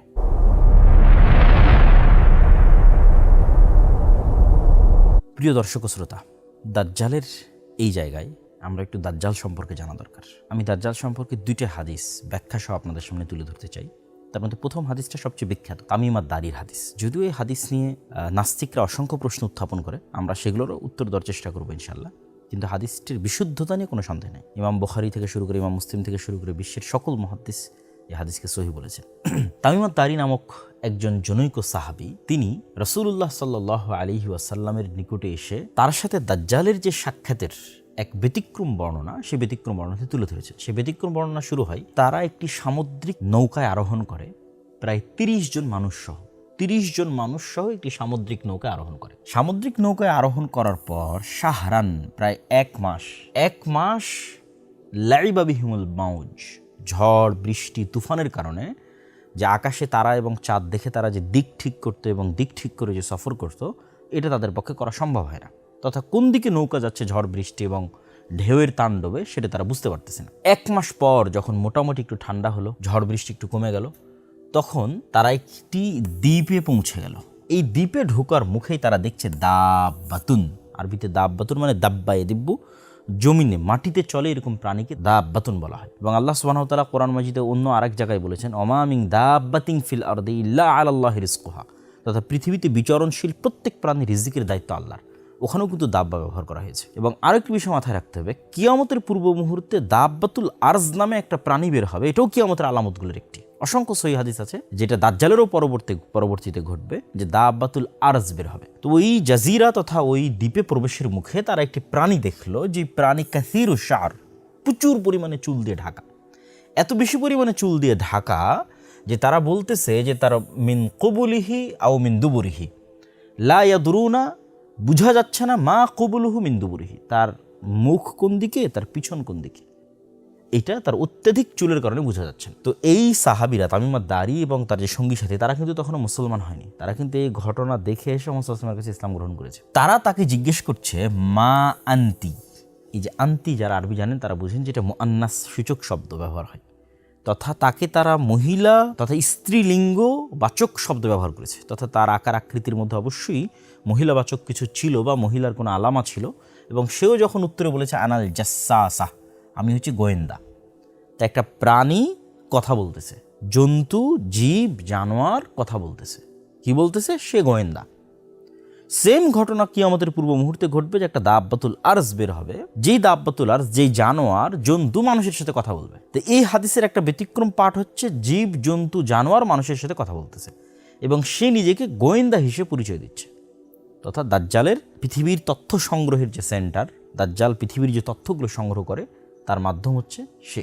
তো এটা নিয়েও নাস্তিকদের অনেক বক্তব্য আছে যে একটা প্রাণী কীভাবে কথা বলে। তো আমি সবসময় কোরআন এবং হাদিসের সায়েন্স দিয়ে ব্যাখ্যা এই দিকে আমি যাওয়ার চেষ্টা করি না। আমি চেষ্টা করি কি যে সায়েন্স যদি এইটা করতে পারে তাহলে আল্লাহ কি করতে পারে। বিশেষ করে আল্লাহর পথে যাত্রা বই এই জিনিসটার প্রতি ফোকাস দেওয়া হয়েছে যে আল্লাহ সুবহানাহু তাআলার কথা এবং রাসূলের কথা নুসুস নাস ওইভাবেই বজায় রাখা সম্ভব যদি শুধু আমি চিন্তা করি যে মানুষের পক্ষে যদি এটা সম্ভব হয়, আল্লাহর পক্ষে কেন সম্ভব নয়। মানুষের তৈরি রোবট যার মধ্যে রূহ নাই, সে কথা বলতেছে। আপনি জেমিনির সাথে কথা বলেন, চ্যাটজিপিটির সাথে কথা বলেন, সেই ইনস্ট্যান্ট আপনার কথার উত্তর দিচ্ছে। একটা যন্ত্র আমার সাথে কথা বলছে কৃত্রিম বুদ্ধিমত্তা খাটিয়ে। তাহলে আল্লাহ সুবহানাহু তাআলার সৃষ্টি জীব যার মধ্যে রূহ আছে সে কেন কথা বলতে পারবে না? সুতরাং এটা অসম্ভব কিছু নয়, অযৌক্তিক কিছু নয়। মানুষই তো এরকম অসংখ্য কিছু তৈরি করে ফেলতেছে। তখন এই গোয়েন্দা তাদেরকে বলল যে তোমরা এই সামনের দিকে এগিয়ে যাও, ওখানে একজন ব্যক্তি, একজন মানুষ তোমাদের অপেক্ষা করতেছে, সে তোমাদের সাথে কথা বলবে, সে তোমাদের বিষয়ে জানার জন্য খুবই আগ্রহী। তথা দাজ্জালের কাছে আগেই নিউজ পৌঁছে গেছে যে তারা এখানে আসতেছে, এই জন্যই সে জানার জন্য কিন্তু আগ্রহী। আর এই নিউজ হয়তো তার এই জাসাসার মাধ্যমেই পৌঁছেছে। তো এই আরবের মানুষগুলো তারা চিন্তা করতেছে যে এই জীবজন্তু জানোয়ার আমাদের সাথে কথা বলতেছে, এই মনে হয় ভূত, জিন। এই যে এখানে লেখেন আংতাকুনা শাইতানা, আমরা মনে করি যে মানে জিন, শয়তান। নাহলে একটা গরু কীভাবে আমার সাথে কথা বলতে পারে, একটা খাসি কীভাবে আমার সাথে কথা বলতে পারে, জীবজন্তু জানোয়ার কীভাবে আমার সাথে কথা বলতে পারে। তো তাকে আমরা জিন শয়তান মনে করে ভয়ে পালিয়ে যেতে থাকলাম যে যাক একটা মানুষ তো অন্তত আছে, আগে মানুষের সাথে দেখা করি। তো আমরা সেরান খুব দ্রুত যেতে থাকলাম ওই মানুষের সাথে সাক্ষাতের জন্য। তা আমরা যখন ঢুকলাম তখন দেখলাম আ'দমু ইনসানিন, এত বিশাল দেহের মানুষ আমরা আগেও কখনো দেখিনি, পরেও কখনো দেখিনি। এবং তাকে খুব শক্তভাবে বাঁধা আছে, তার হাতকে তার কাঁধের সাথে এবং তার হাঁটুকেও শক্তভাবে, হাঁটু, কাঁধ, হাত এগুলো খুব শক্তভাবে বাঁধা আছে। তো অনেকেই মনে করে যে বিশাল দেহের মানুষ দাজ্জাল কিভাবে, অথচ দেখেন এটাও অযৌক্তিক নয়। কেন অযৌক্তিক নয়? স্বয়ং রাসূল সাল্লাল্লাহু আলাইহি ওয়াসাল্লাম বলছে এবং আল্লাহ সুবহানাহু তাআলার পক্ষ থেকে রাসূল সাল্লাল্লাহু আলাইহি ওয়াসাল্লামের মাধ্যমে আমরা জানি যে আদম আলাইহিসসালাতু ওয়াসসালামকে সৃষ্টি করা হয়েছিল, তিনি ছিলেন 60 গজ উঁচু। তো আদম আলাইহিসসালাতু ওয়াসসালামের মিন উলদে আদম, আদমেরই সন্তান তো দাজ্জাল। তাহলে আদম আলাইহিসসালাতু ওয়াসসালাম যে বিশাল দেহের অধিকারী, এখন যদি আদম আলাইহিসসালাতু ওয়াসসালাম আমাদের সামনে আসে আমরা কিন্তু আশ্চর্য হয়ে যাব, কেন মানুষের সাইজ খাটো হতে হতে হতে হতে হতে আমরা এই পর্যায়ে চলে এসেছি। তাহলে আদমের সন্তান দাজ্জাল বিশাল দেহের অধিকারী হলে অস্বাভাবিক কিছু নয়, অসম্ভব কিছু নয়, মানে ইললজিক্যাল কিছু নয়, লজিক্যাল, বিশ্বাস করার মতো এবং বিশ্বাসযোগ্য। তো আমরা এই বিশাল দেহের অধিকারী মানুষকে দেখে আমরা ওয়াইলাক মা আনতা, এই তুমি কে? তখন সে বলে যে তোমরা তো আমার খবর জানবেই, তোমরা আগে বলো তোমরা কারা। মানে দাজ্জাল বলছে আমি কে এটা তোমরা জানবেই, তোমরা আগে বলো তোমরা কারা। তো আমরা বললাম যে আমরা এরকম আরবের মানুষ, এভাবে আমরা সফর করেছিলাম, পুরো ঘটনা তাকে শোনালাম। দাজ্জাল তখন এই আরবের মানুষদেরকে 4টে বিষয় সম্পর্কে জিজ্ঞেস করেছে। 1 নম্বর হচ্ছে নাখলে বাইসান, 2 নম্বর হচ্ছে বহায়রা আত-তাবারিয়া, 3 নম্বর হচ্ছে আইনে জোগার এবং 4 নম্বর হচ্ছে আন নাবিয়িল উম্মিয়িন। এই 4টে বিষয় সম্পর্কে সে জিজ্ঞেস করেছে। নাখল বাইসান এটা একটা খেজুর বাগান, বাইসানের খেজুর বাগান সম্পর্কে আমাকে বলো। বহায়রা তাবারিয়া এটা একটা লেক, এই লেক সম্পর্কে আমাকে বলো। আইনে জোগার এটা একটা ঝর্ণা, এই ঝর্ণা সম্পর্কে আমাকে বলো। আর যারা পড়ালেখা জানে না, লেখা জানেন না, এই রকম নবী, আমাদের মুহাম্মদ সাল্লাল্লাহু আলাইহি ওয়াসাল্লাম কিন্তু পড়তেও পারতেন না, লিখতেও পারতেন না, সেই নবী সম্পর্কে আমাকে সংবাদ দাও। তো এই 4টার মধ্যে 3টে খুবই ইম্পর্টেন্ট, নাখলে বাইসান, বহায়রা তাবারিয়া, আইনে জোগার। এই 3টে চলেন আমরা একটু দেখে আসি।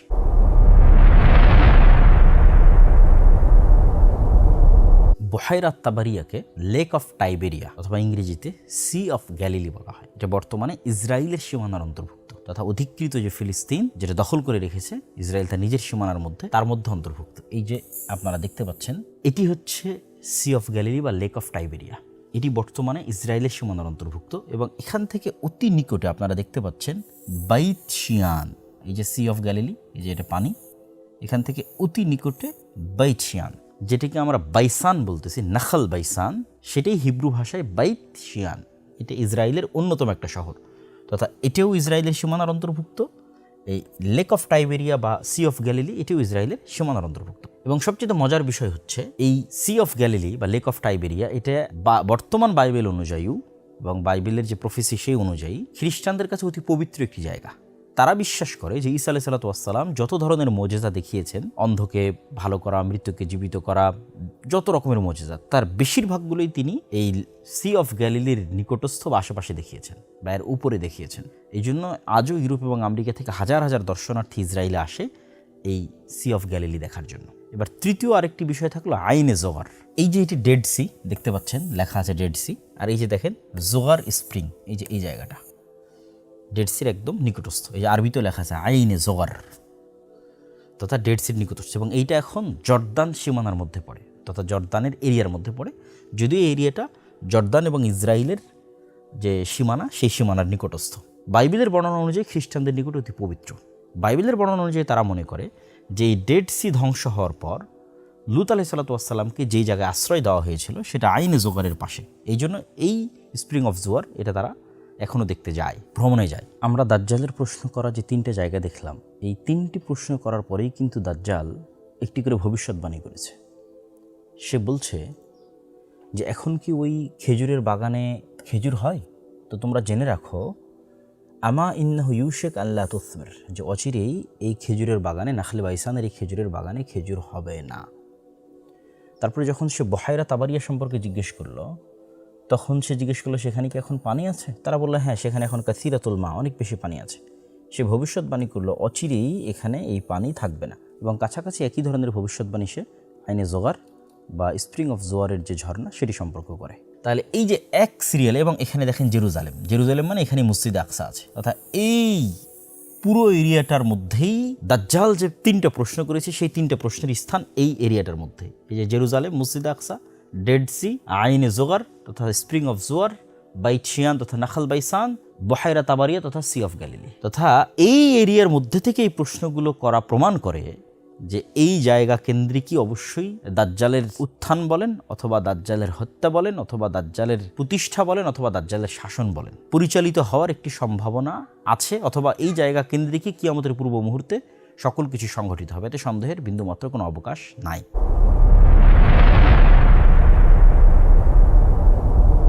এখানে আর একটি হাদিস বলিনি, রাসূল সাল্লাল্লাহু আলাইহি ওয়াসাল্লাম বলেছেন উমরানু বাইতুল মাকদিস, তথা বাইতুল মাকদিসের আবাদ হওয়া, খরাবু ইয়াসরিব, মদিনার বিরান হওয়া, ওয়া খারাবু ইয়াসরিব, আর মদিনার বিরান হওয়া, খুরুজুল মালহামা, ভয়ঙ্কর যে যুদ্ধ, সেই যুদ্ধের আবির্ভাব, কিয়ামতের পূর্ব মুহূর্তের যে যুদ্ধ, যেটা বিশেষ করে যে যুদ্ধটা আমরা দেখলাম রোমানদের সাথে আমাক এবং দাবেক নামক জায়গায়, সেই যুদ্ধ।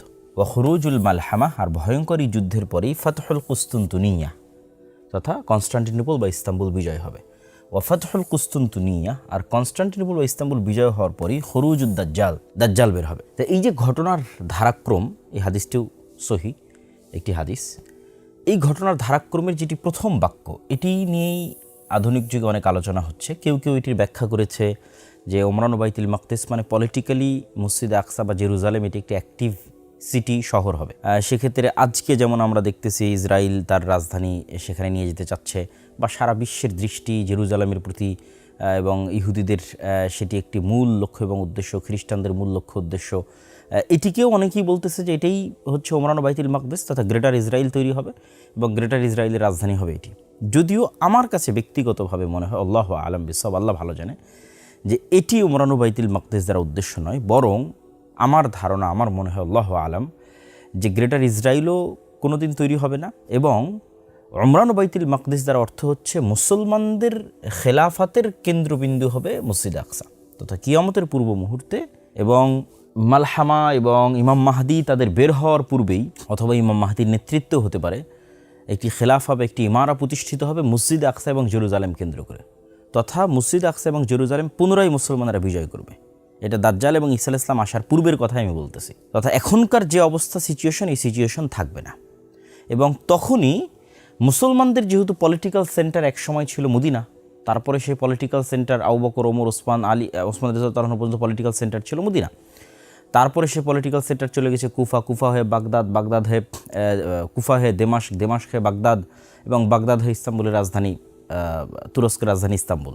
এগুলি মোটামুটি বড় মুসলমানদের পলিটিক্যাল হিস্ট্রিতে বড় রাজনৈতিক রাজধানী ছিল। কিন্তু কখনো জেরুজালেম মুসলমানদের পলিটিক্যাল হিস্ট্রিতে কেন্দ্রীয় ভূমিকায় ছিল না। তো অচিরে একটা সময় আসবে যখন মুসলমানদেরই ক্ষমতার কেন্দ্রীয় ক্ষমতায় কেন্দ্রস্থলে থাকবে জেরুজালেম বা মসজিদে আকসা, এবং মুসলমানদের ব্যাপক আকারে আবাদি ওই মসজিদে আকসা কেন্দ্রিক হওয়ায়, মুসলমানদের ফোকাস ব্যাপকভাবে মসজিদে আকসা কেন্দ্রিক হওয়ায় হয়তো মদিনা বিরান হয়ে যেতে পারে, আল্লাহু আলাম। এই হাদিসের অর্থ কিভাবে বাস্তবায়ন হবে, কোনটা সঠিক, সেটির ব্যাখ্যা আল্লাহ সুবহানাহু ওয়া তাআলা ভালো জানে। তো আমি আমার যেটি চিন্তাধারা সেটি তুলে ধরলাম, এবং এটার পিছনে সরাসরি কোনো সহিহ হাদিস থেকে দলিল দেওয়া সম্ভব নয়, তবে গাজওয়াতুল হিন্দ সংক্রান্ত কিছু জয়ীফ হাদিস থেকে এটির সাপোর্ট পাওয়া সম্ভব, যেখানে বলা আছে যে মসজিদে আকসার খলিফা, জেরুজালেমের খলিফা এক সেনাবাহিনী পাঠাবেন গাজওয়াতুল হিন্দ করার জন্য, এবং হিন্দ থেকে হিন্দের যারা বাদশাহ তাদেরকে জিঞ্জিরাবদ্ধ করে মসজিদে আকসায় আনা হবে, এবং তারপরেই তাদের সাক্ষাৎ হবে ইমাম মাহদি বা দাজ্জাল তাদের সাথে। তো সেখানে বলা আছে যে মসজিদে আকসা থেকে এই সেনাবাহিনী রওনা দিবে, তথা বোঝা যাচ্ছে যে মসজিদে আকসা তারও আগে, তথা ঈসা আলাইহিস সালাম আসার পূর্বেই, দাজ্জাল আসার পূর্বেই মসজিদে আকসা মুসলমানরা বিজয় করবে, আল্লাহু আলাম। এবং এটার আরেকটি আমরা চিন্তা চেতনা নিতে পারি যে মাসিহ তখনই হয় যখন বিপদ থেকে উদ্ধারকারী হয়। তাহলে প্রথম মাসিহ হচ্ছে মাসিহাদ দাজ্জাল, সে কাদেরকে বিপদ থেকে উদ্ধার করবে? ইহুদিদেরকে বিপদ থেকে উদ্ধার করবে। তো ইহুদিরা যদি বিপদে না পড়ে, মাসিহাদ দাজ্জাল কেমনে তাদের বিপদ থেকে উদ্ধারকারী হবে? আর সেকেন্ড মাসিহকে ঈসা মাসিহ, সে কাদেরকে বিপদ থেকে উদ্ধার করবে? উম্মতে মুহাম্মাদীকেও বিপদ থেকে উদ্ধার করবে। উম্মতে মুহাম্মাদীরা তখন কার বিপদে থাকবে?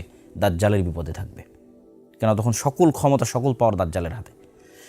আরও একটি পয়েন্ট আপনাদের মাথায় নিতে হবে যে দাজ্জাল রাগান্বিত অবস্থায় বের হবে, তথা দাজ্জাল যখন দেখবে যে মুসলমানদের বিজয়ের পর বিজয়, কোনো মতেই মুসলমানদের বিজয় থামানো যাচ্ছে না, রোমে বিজয়, কুস্তুনতুনিয়া বিজয়, তারপরে মসজিদে আকসা বিজয়, ভারত বিজয়, বিজয়ের পর বিজয়, এগুলো আগেই হবে। এবং দেখা যাচ্ছে জেরুজালেম থেকে ইহুদিরা বিতাড়িত, তাদের থাকার কোনো জায়গা নাই। ইসরায়েল থেকে বিতাড়িত, তাদের থাকার কোনো জায়গা নেই, তারা বিপদগ্রস্ত অবস্থায় আসপাহানে আশ্রয় নিয়ে আছে। তখন দাজ্জাল রাগান্বিত অবস্থায় বের হবে এবং ইহুদিদের মাসিহা হিসেবে বের হবে, যাতে ইহুদিদের বিপদগ্রস্ত অবস্থা তৈরি হলে দাজ্জাল বের হবে। এটা আমার আন্ডারস্ট্যান্ডিং, আল্লাহু আলাম বিসওয়াব, আল্লাহ সুবহানাহু ওয়া তাআলা ভালো জানেন।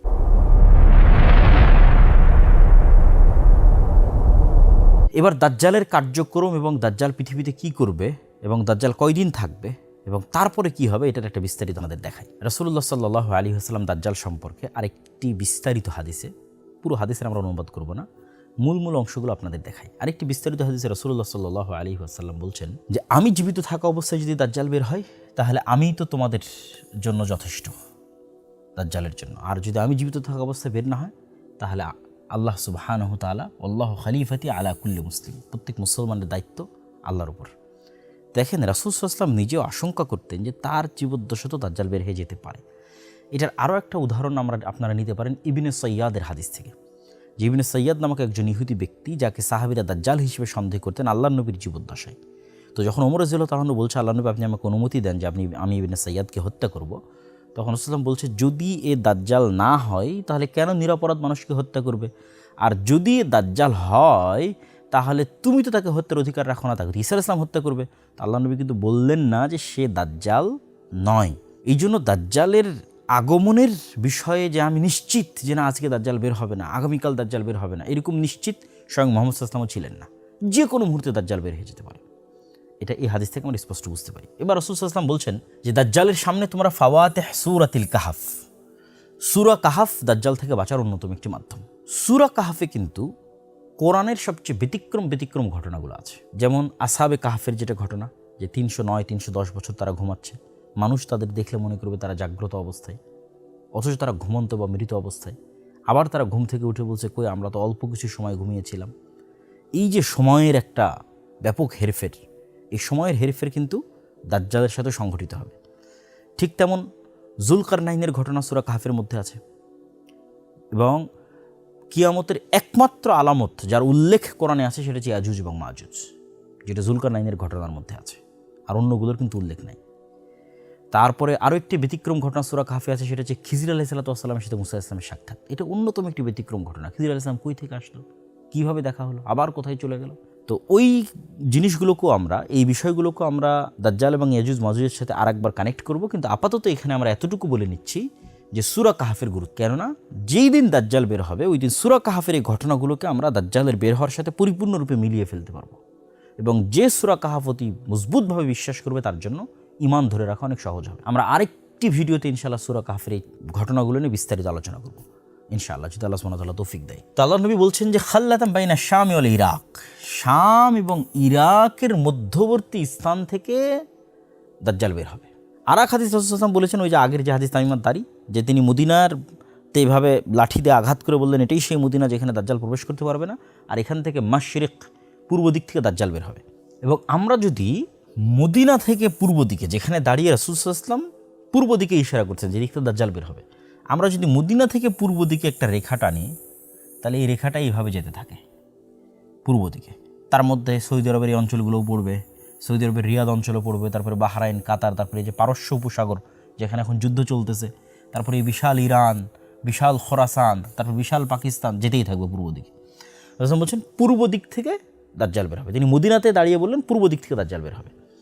এবং এখানে আমরা আরেকটা রেখা টেনে আপনাদের দেখাই, এটা হচ্ছে মক্কা কাবা, এটা হচ্ছে মদিনার, এখানে আছে জেরুজালেম। এটা কিন্তু এক সিরিয়ালে কাছাকাছি।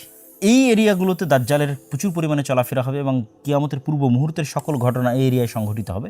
এটা আমরা শেষ মুহূর্তে গিয়ে আরও ক্লিয়ার করব, কিন্তু এই এরিয়া সম্পূর্ণরূপে ফিতনামুক্ত থাকবে। মদিনা এবং মক্কা সম্পূর্ণরূপে ফিতনামুক্ত থাকবে। তো রাসূলুল্লাহ সাল্লাল্লাহু আলাইহি ওয়াসাল্লাম বললেন যে দাজ্জাল পৃথিবীতে থাকবে 40 দিন। তার প্রথম দিন হবে 1 বছরের সময়, তার দ্বিতীয় দিন হবে 1 মাসের সময়, তার তৃতীয় দিন হবে 1 সপ্তাহের সময়, আর তার বাকি দিনগুলো হবে স্বাভাবিক দিনের সময়। এটা একটা ব্যতিক্রম, অত্যন্ত ব্যতিক্রম, যে পৃথিবীর একটা দিন পৃথিবীর 1 বছরের সমান হবে। কেমনে সম্ভব? তারপর চলুন আমরা হিসাব করে দেখি যে ইন টোটাল দাজ্জাল তাহলে কতদিন পৃথিবীতে থাকতে পারে। রাসূলুল্লাহ সাল্লাল্লাহু আলাইহি সাল্লাম বললেন দাজ্জালের 1 দিন হবে 1 বছর, তারপরের দিন হবে 1 মাস, তারপরের দিন হবে 1 সপ্তাহ। এবং যেহেতু সে 40 দিন থাকবে, তাহলে 40 দিনের মধ্যে অলরেডি আমরা 3 দিন বাদ দিয়ে দিয়েছি। তাহলে আর বাকি যে স্বাভাবিক দিন থাকবে, সে স্বাভাবিক দিনের সংখ্যা কত হবে? সে স্বাভাবিক দিনের সংখ্যা হবে 37 দিন। এখন যদি আমরা ইন টোটাল যোগ করি যে কত দাঁড়ায়, তাহলে আমরা এখানে যোগ করতে পারি 30 দিন, 7 দিন, 37 দিন। তার 1 মাস সমান 30 দিন, 1 সপ্তাহ সমান 7 দিন, এবং বাকি যে 37 দিন, এই 37 দিন যদি আমরা গণনায় নিয়ে আসি, তাহলে সেক্ষেত্রে হয় 74 দিন, আর এখানে থাকতেছে 1 বছর। তাহলে 1 বছর 74 দিন সমান, তথা 1 বছর 2 মাস 14 দিন। তবে এখানে আরেকটা প্রশ্ন মাথায় কাজ করতে পারে যে দিন যদি 1 মাসের 1 বছরের হয়, দিন যদি 1 মাসের হয়, দিন যদি 1 সপ্তাহের হয়, রাত কত দিনের হতে পারে? আল্লাহ সুবহানাহু ওয়া তাআলা ভালো জানেন। এই হাদিসে রাসূলুল্লাহ সাল্লাল্লাহু আলাইহি ওয়াসাল্লাম দাজ্জাল সম্পর্কে আরও গুরুত্বপূর্ণ 2টি তথ্য দিয়েছেন। একটি হচ্ছে তার শারীরিক অবকাঠামো সম্পর্কে, আরেকটি তার সফরের দ্রুততার সম্পর্কে। রাসূলুল্লাহ সাল্লাল্লাহু আলাইহি ওয়াসাল্লাম তার শারীরিক অবকাঠামো সম্পর্কে বলেন যে সে হবে কোঁকড়ানো চুল বিশিষ্ট এবং তার 1 চোখ হবে একটু উঁচু কানা। কোঁকড়ানো চুল বিশিষ্ট এবং 1 চোখ হবে উঁচু কানা। এবং তার গতি সম্পর্কে রাসূল সাল্লাল্লাহু আলাইহি ওয়াসাল্লাম বলেন যে মেঘমালাকে যখন কোনো বাতাস উড়িয়ে নিয়ে যায়, তথা ঝড়ের সময় মেঘকে আমরা যে আকাশে উঠতে দেখি, ওই মেঘের যে গতি থাকে বাতাসের উড়িয়ে নিয়ে যাওয়ার কারণে, দাজ্জালের সেই গতি হবে। এটা দাজ্জালের নিজস্ব গতিও হতে পারে, যেটা হাদিসের জাহিরি অর্থ, আমরা সবসময় বলছি যে আমরা হাদিসের প্রকাশ্য অর্থকে প্রাধান্য দেব, অথবা যন্ত্রের সাহায্যও যদি দাজ্জাল নেয় উড়ার জন্য, তার গতিশীলতা বাড়ানোর জন্য, সেটিও হতে পারে। আল্লাহু আ'লাম বিস-সাওয়াব। তাহলে আমরা দেখলাম দাজ্জাল পৃথিবীতে 1 বছর 2 মাস 14 দিন সে সফর করবে এবং পৃথিবীর সকল জায়গায় সফর করবে, মক্কা এবং মদিনা ছাড়া। এবং তার ফিতনার ধরনটা কেমন হবে, কীরকম ভয়াবহ হবে, সেটাও রাসূল সাল্লাল্লাহু আলাইহি ওয়াসাল্লাম বলছেন। তিনি বলছেন যখন সে কোনো শহরের পাশ দিয়ে অতিক্রম করবে, তখন তাদেরকে সে তার দিকে দাওয়াত দিবে। যদিও শহরের মানুষ ইউমিনুনা বিহি, তার দাওয়াতে ঈমান আনে, এবং ওয়াস্তাজিবুনা লাহু, এবং তার দাওয়াতে সাড়া দেয়, তাহলে দাজ্জাল আসমানকে বলবে বৃষ্টি বর্ষণ করো, ফায়ামুরুস সামা ফাতুমতির, দাজ্জালের আদেশে আসমান বৃষ্টি বর্ষণ করবে। ওয়াল আরদা ফাতুমবিত, এবং জমিনকে আদেশ করবে যে তুমি ফসল উৎপাদন করো, তখন জমিন ফসল উৎপাদন করবে। আমরা যদি আজকের সময় কল্পনা করি যে পরিমাণ তেলের সংকট, ধরেন আজকে আমি বলতেছি যে তুমি আমার প্রতি ঈমান আনলে তোমাকে তেল দেওয়া হবে, ঈমান না আনলে তেল দেওয়া হবে না। তাহলে আপনি চিন্তা করেন কি হতে পারে। বাংলাদেশে যে আগামী 1 মাস 1 ফোঁটাও তেল না আসে, তাহলে আমাদের দেশের বিদ্যুৎ থেকে শুরু করে, যানবাহন থেকে শুরু করে, মোবাইল কম্পিউটার থেকে শুরু করে সব কিছু আমরা হারিয়ে ফেলবো। এর চেয়েতেও ভয়াবহ বিষয়ের কথা বলা হচ্ছে যে আকাশ বৃষ্টি বর্ষণ করবে দাজ্জালের আদেশ। তেল তো বহু দূরের কথা, জমিন ফসল উৎপাদন করবে দাজ্জালের আদেশ, এবং যে তার প্রতি ঈমান আনবে না তার জন্য সব বন্ধ হয়ে যাবে। এই জন্য এটাকে বলা হয়েছে পৃথিবীর সবচেয়ে ভয়াবহ ফিতনা। এইরকম ভয়াবহ ফিতনা থেকে মানুষ কিভাবে বাঁচবে, এটা আমরা ভিডিওর শেষে আপনাদেরকে বলবো ইনশাল্লাহ, যে কিভাবে মানুষ এই ভয়াবহ ফিতনা থেকে বাঁচবে। এইভাবে যখন এই ফিতনা চলতে থাকবে এবং এই ফিতনায় মুমিন এবং মুসলিমের অতিষ্ঠ হয়ে যাবে এবং শামের মানুষ তারাও দুর্ভিক্ষে নিপতিত হয়ে যাবে। শামের যে মুজাহিদরা কুস্তন্তনিয়া বিজয় করলো, আগের হাদিসে দেখলেন, তারাও দুর্ভিক্ষের মধ্যে পড়ে যাবে। জেরুজালেমে যে সমস্ত মুসলমানেরা আছে মসজিদে আকসায়, তারাও ভয়ঙ্কর দুর্ভিক্ষের মধ্যে পড়ে যাবে। কারো কাছে কোনো খাবার থাকবে না, কেন অল এভরিথিংয়ের কন্ট্রোল দাজ্জালের। এইরকম ভয়াবহপূর্ণ সময়ে ঈসা আলাইহিস সালাতু ওয়াস সালাম মুসলমানদের মাসীহ হিসেবে, বিপদ থেকে উদ্ধারকারী হিসেবে, মুসলমানদেরকে বিপদ থেকে উদ্ধারকারী হিসেবে ঈসা আলাইহিস সালাম অবতীর্ণ হবেন। ফায়ানজিলু ইনদাল মানারাতিল বাইদা শারকিয়া দিমাশক, সাদা মিনারধারী মসজিদে দিমাশকের, সিরিয়ার রাজধানী দিমাশকে ঈসা ইবনে মারিয়াম নেমে আসবে 2 ফেরেশতার কাঁধে ভর দিয়ে। এবং বিভিন্ন রিওয়ায়াতে আছে এটা হবে ফজরের সালাতের সময়, এবং ইমাম মাহদির নেতৃত্বে যখন মুজাহিদগণ ফজরের সালাতের প্রস্তুতি নেবে তখন। এবার ঈসা আলাইহিস সালাতু ওয়াস সালাম সহ ইমাম মাহদি সহ অন্য আর মুজাহিদরা সহ দাজ্জালকে হত্যা করার জন্য রওনা দিবে।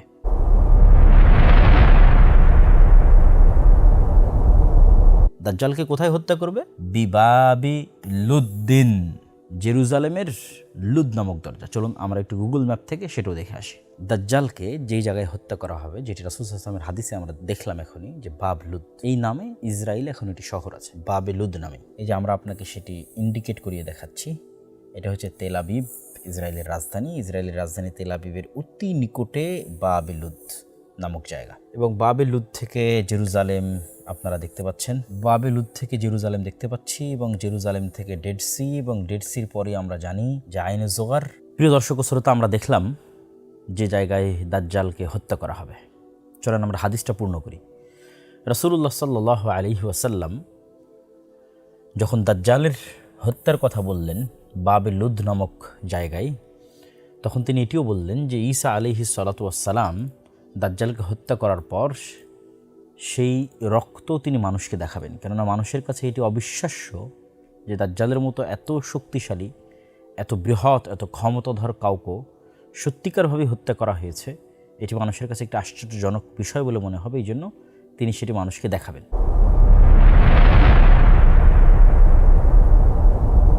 তবে এর চেয়েও আশ্চর্যের বিষয় হচ্ছে যে দাজ্জালের মতো পৃথিবীর সবচেয়ে বড় ভয়াবহ ফিতনাকে পৃথিবী থেকে ধ্বংস করে দেওয়ার পর এমন এক ফিতনার মুখোমুখি হবে ঈসা আলাইহিস সালাতু ওয়াস সালাম এবং তার সঙ্গী সাথী মুমিন মুজাহিদরা, যে ফিতনা মোকাবেলার সক্ষমতা দাজ্জালকে হত্যাকারী ঈসা আলাইহিস সালামেরও থাকবে না। এ কথা আমি বলিনি, রাসূল সাল্লাল্লাহু আলাইহি ওয়াসাল্লাম বলছেন। তিনি বলছেন, আল্লাহ বলেন, আল্লাহ ঈসা আলাইহিস সালামের কাছে ওহী করবেন, ইন্নী কদ আখরাজতু ইবাদান লি, আমার কিছু বান্দা, মানে আদমের সন্তান, আমার কিছু বান্দা আমি বের করে দিয়েছি, লা ইয়াদানি লি আহাদিম বিকিতালিহিম, কারো পক্ষেই সম্ভব নয় যে তাদের সাথে মোকাবেলা করবে।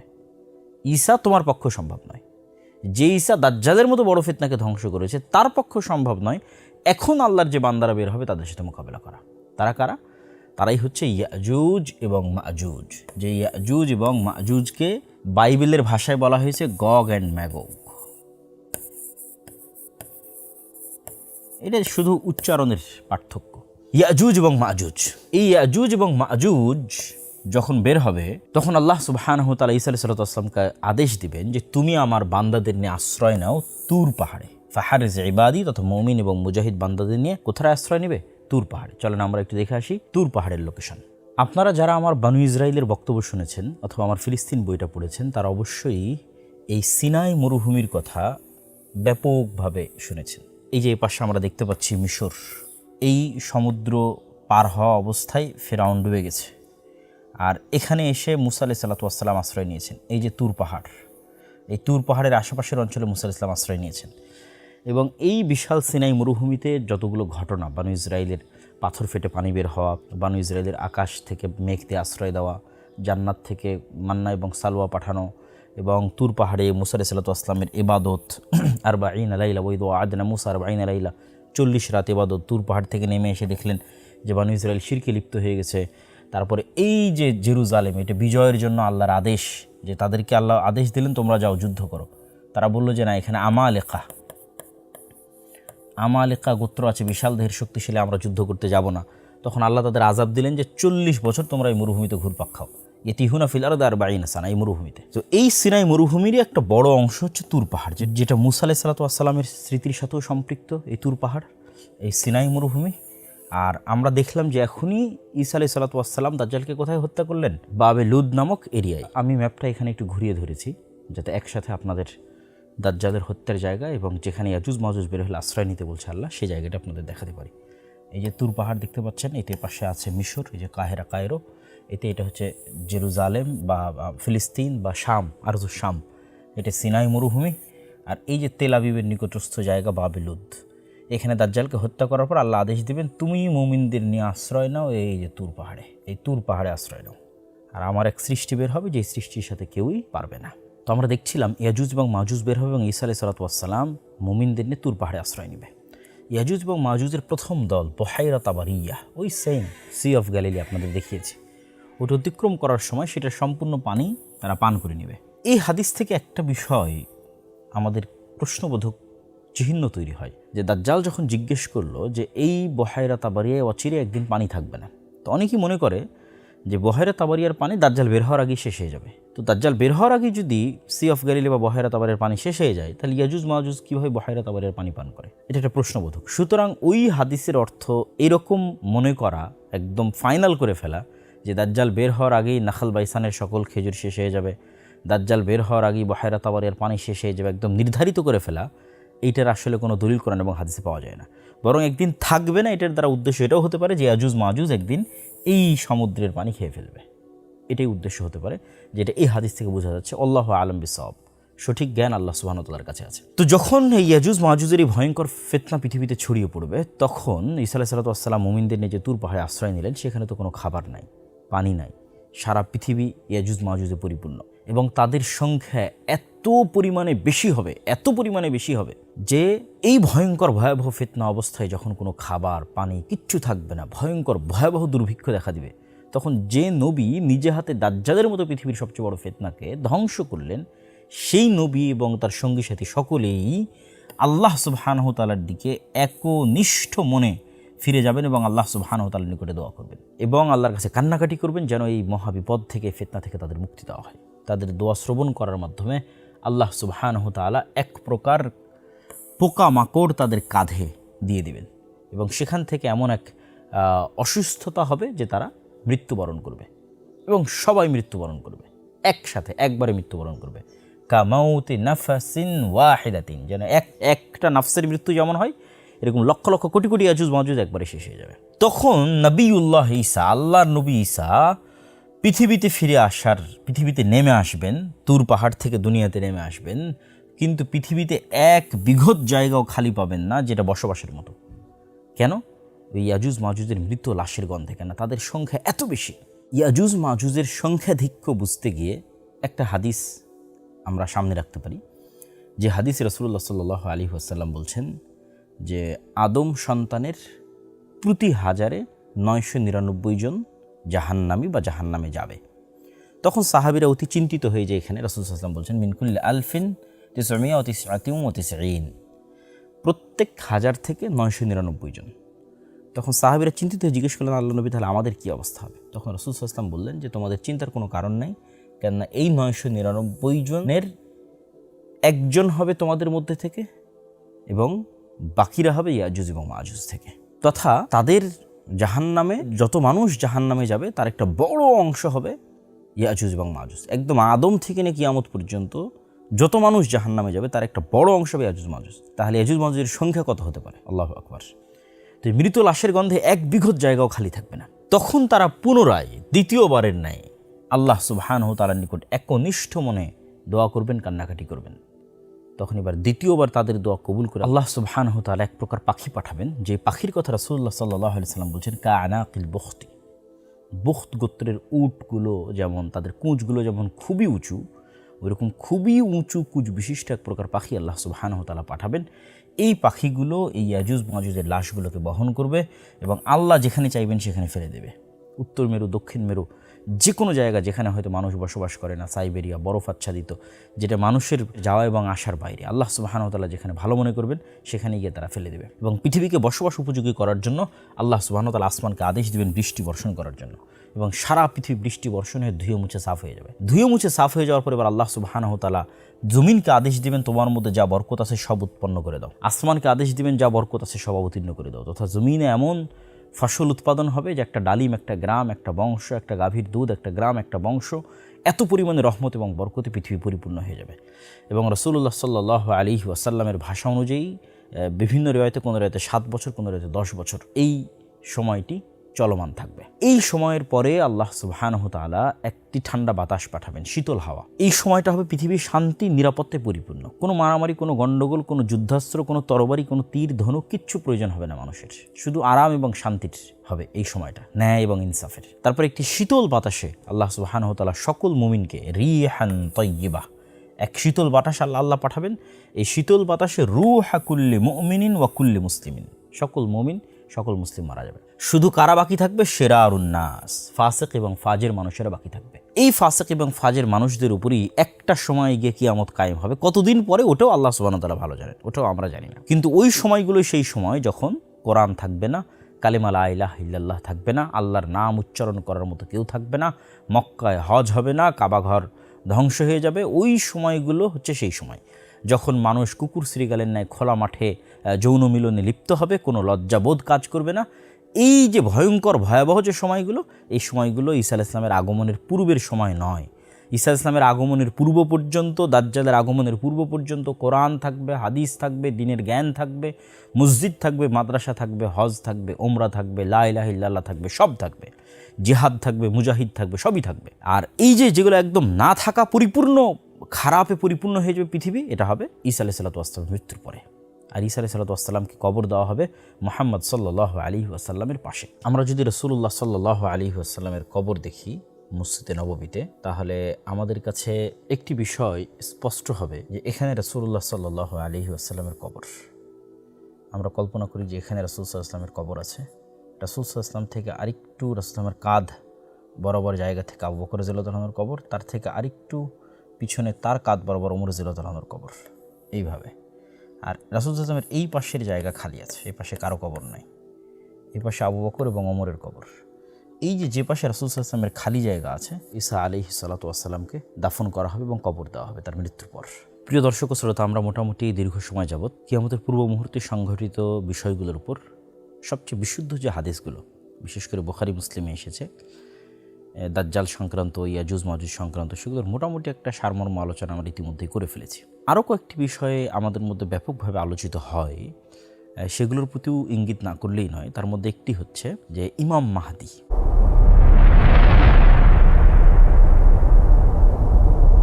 ইমাম মাহদী সংক্রান্ত কিছু আকীদা এবং বিশ্বাস আছে শিয়াদের, আর কিছু আকীদা এবং বিশ্বাস আছে আহলুস সুন্নাত ওয়াল জামাতের।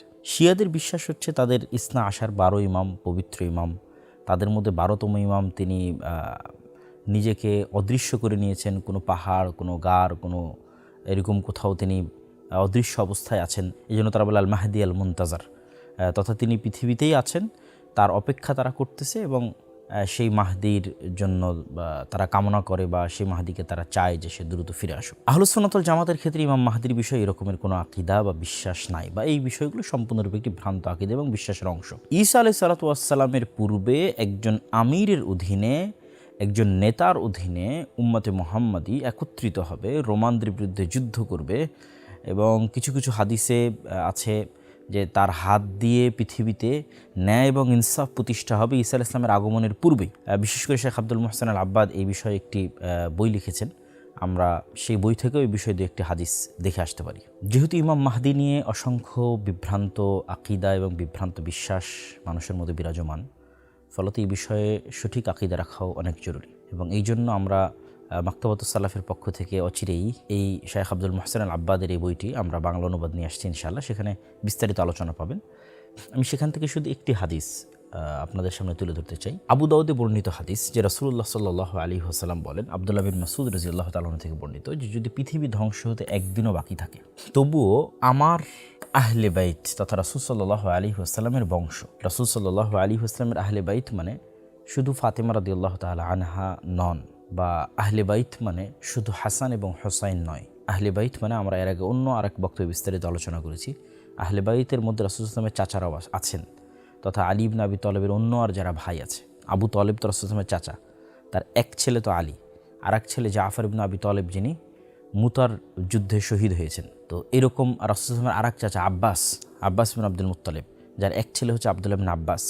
তো এক কথায় বানু হাশিম, রাসূল সাল্লাল্লাহু আলাইহি ওয়াসাল্লাম কুরাইশের যেই গোত্র হাশিম, এই হাশিমি গোত্রের মধ্যে তিনি আসবেন, তথা কুরাইশ বংশের মধ্যে তিনি আসবেন, এবং তার নামের সাথে আমার নাম মিল থাকবে, তার পিতার নামের সাথে আমার পিতার নাম মিল থাকবে, তথা মুহাম্মদ বিন আবদুল্লাহ। তিনি পৃথিবীকে এমনভাবে ন্যায় এবং ইনসাফ দিয়ে পরিপূর্ণ করে দিবেন যেমনভাবে তার পূর্বে পৃথিবী অত্যাচার এবং জুলমে পরিপূর্ণ ছিল। তো কাছাকাছি এই ধরনেরই মোটামুটি অনেক হাদিস একত্রিত তিনি করেছেন।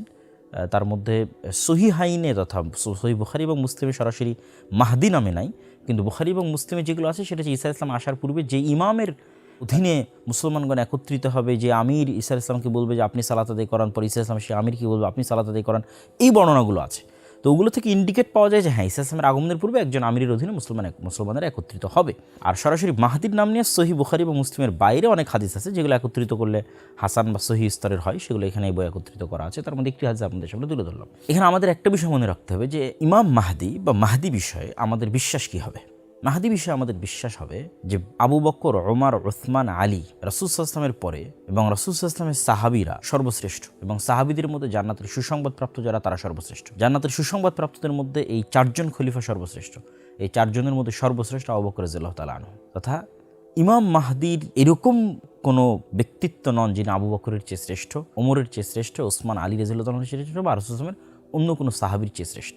তবে হ্যাঁ, তিনি একজন সৎ নেতা, একজন সৎ আমির, এবং এতটুকুই আমাদের বিশ্বাস তার সম্পর্কে থাকবে। তবে তার সৈন্যবাহিনীর আমাদের অংশ হতে হবে, তিনি কখন বের হলেন, কোথায় বের হচ্ছেন, এটা সম্পর্কে আমাদের খোঁজ খবর রাখতে হবে। এই বিষয়গুলো কেন উচিত নয়? এই জন্য উচিত নয় যে এই জামানাটা হচ্ছে ফিতনার জামানা। দাজ্জাল এবং দাজ্জালের পূর্ব মুহূর্তের যে ফিতনা, এটা ফিতনার জামানা। আর রাসূল সাল্লাল্লাহু আলাইহি ওয়াসাল্লাম ফিতনা থেকে পরিত্রাণ চাইতে আমাদের শিখিয়েছেন, আল্লাহু নাউযুবিকা মিন ফিতনাতিল মাসিহিদ দাজ্জাল। তথা আমাদের কামনা হবে যেন মাসিহিদ দাজ্জালের যুগ আসার পূর্বেই, ঈসা ইসলামের যুগ আসার পূর্বে, ইমাম মাহদির যুগ আসার পূর্বে আমরা যেন ঈমান নিয়ে পৃথিবী থেকে বিদায় নিতে পারি। এবং ইমাম মাহদি আসলে বা ঈসা ইসলাম আসলে নতুন কোনো দিন আসবে, নতুন কোনো আসমানি কিতাব আসবে, নতুন কোনো হাদিস তৈরি হবে, এরকম কিছু নাই।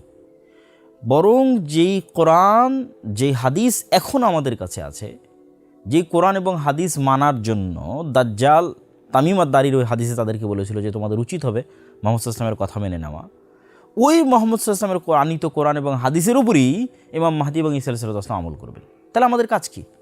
আমাদের কাজ তো আমাদের কাছে আছেই, যে কোরআন এবং হাদিস আমাদের কাছে, সেটার উপর আমাদের আমল করতে হবে। আমাদের ঈমান এবং সালাতের উপর আমাদেরকে অটল থাকতে হবে ফিতনা থেকে বাঁচার জন্য, যেটা আমি আমাদের এই আলোচনার শেষে আরেকবার বলবো। তবে হ্যাঁ, কে ইমাম মাহদি প্রকৃত অর্থে, এটা বুঝার কোনো আলামত আছে কিনা? এটা বুঝার একটা আলামত হতে পারে যে মুসলমানেরা তার নেতৃত্বে একত্রিত হবে।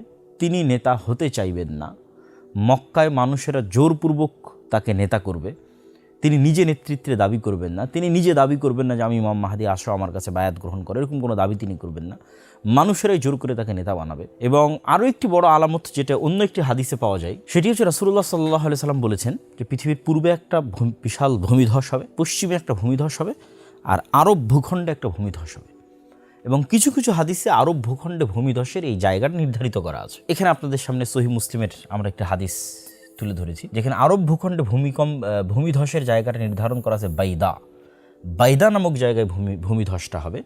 এবং এই ভূমিধসের ক্ষেত্রে রাসূল সাল্লাল্লাহু আলাইহি ওয়াসাল্লাম তার বংশের একজন ব্যক্তির কথা বলছেন, যিনি মক্কায় আশ্রয় নেবেন, তার বিরুদ্ধে সেনাবাহিনী পাঠানো হবে, ওই সেনাবাহিনী এই বাইদা নামক জায়গায় ভূমিধসের শিকার হবে। তো হাদিসের সিনক্রোনাইজেশনে মনে হচ্ছে যে রাসূল সাল্লাল্লাহু আলাইহি ওয়াসাল্লাম কুরাইশ বংশের যে ব্যক্তির কথা বলছেন যে মক্কায় আশ্রয় নেবে, সেটাই হয়তো আমরা যে ইমাম মাহদির কথা বলতেছি তিনি হতে পারেন। তথা যখন আমরা দেখব যে জাজিরাতুল আরবে একটা ভূমিধস হয়েছে, যেই ভূমিধসে পুরো অংশ মাটির নিচে ঢুকে গেছে, এবং সেটা যদি বাইদা নামক জায়গায় হয়, যদিও বর্তমান সৌদি আরবে বাইদা নামে অসংখ্য জায়গা আছে, তারপরও আধুনিক যুগের বিশ্লেষকগণ একটা জায়গাকে এই হাদিসের সাথে কানেক্টেড করেছেন, সেটা আমরা দেখাচ্ছি। এই জায়গায় হবে নিশ্চিত, এটা বলাও কঠিন। রাসূলুল্লাহ সাল্লাল্লাহু আলাইহি ওয়াসাল্লামের যুগে এই বাইদা নাম কোন জায়গার ক্ষেত্রে প্রয়োগ করা হতো সেটি খুঁজে বের করা, এবং এখনকার অসংখ্য জায়গা বায়দা নামে হওয়া বিষয়টা একটু জটিল। তারপর আমরা দেখাই, এখানে আমরা দেখতে পাচ্ছি যে মসজিদের যে হারাম এরিয়া আছে, এই হারাম এরিয়া যেখান থেকে শেষ হয়, এই শেষ হওয়ার পরে আমরা যেখান থেকে মদিনার মিকাত যেটাকে বলি জুল হুলাইফা, এখান থেকে হাজিগণ মক্কা যাওয়ার জন্য যখন উমরা বা হজে যান তখন মদিনার মানুষ এখান থেকে ইহরাম বাঁধে। আর এই যে এটা হচ্ছে মসজিদে কুবা, এদিকে মসজিদে নববী। এই যে এখানে আমরা একটা জায়গা দেখতে পাচ্ছি আল বাইদা, জুল হুলাইফা পার হওয়ার পরে এবং জাবাল ঈদ যেখানে হারামের এরিয়া শেষ হয় তারপরই এই যে বাইদা নামক আমরা জায়গা দেখতে পাচ্ছি। এটা মিকাত, জুল হুলাইফা মিকাতের মসজিদ, এবং এইদিকে জাতুল জৈশ যেখানে আয়েশা রাদিয়াল্লাহু তাআলা আনহার হার হারিয়ে গেছিল, যে লম্বা ঘটনা এবং তায়াম্মুমের আয়াত অবতীর্ণ হয়েছিল। এই এরিয়ার মাঝামাঝি এরিয়াই হচ্ছে বাইদা, একটা ফাঁকা জায়গা। নির্ধারিত আমরা জায়গা বুঝতে না পারলেও জাজিরাতুল আরব, আরব উপদ্বীপে একটা ভয়ঙ্কর ভূমিধস হবে। এই ভূমিধসের মাধ্যমে নিশ্চিত হওয়া যেতে পারে যে ইমাম মাহদি তিনি। এখানে আরও একটি বিষয় প্রশ্নবোধক চিহ্ন থেকে যায়, সেটি হচ্ছে আসফাহানের ইহুদিরা। এই হাদিসটাও আমাদের জানা দরকার।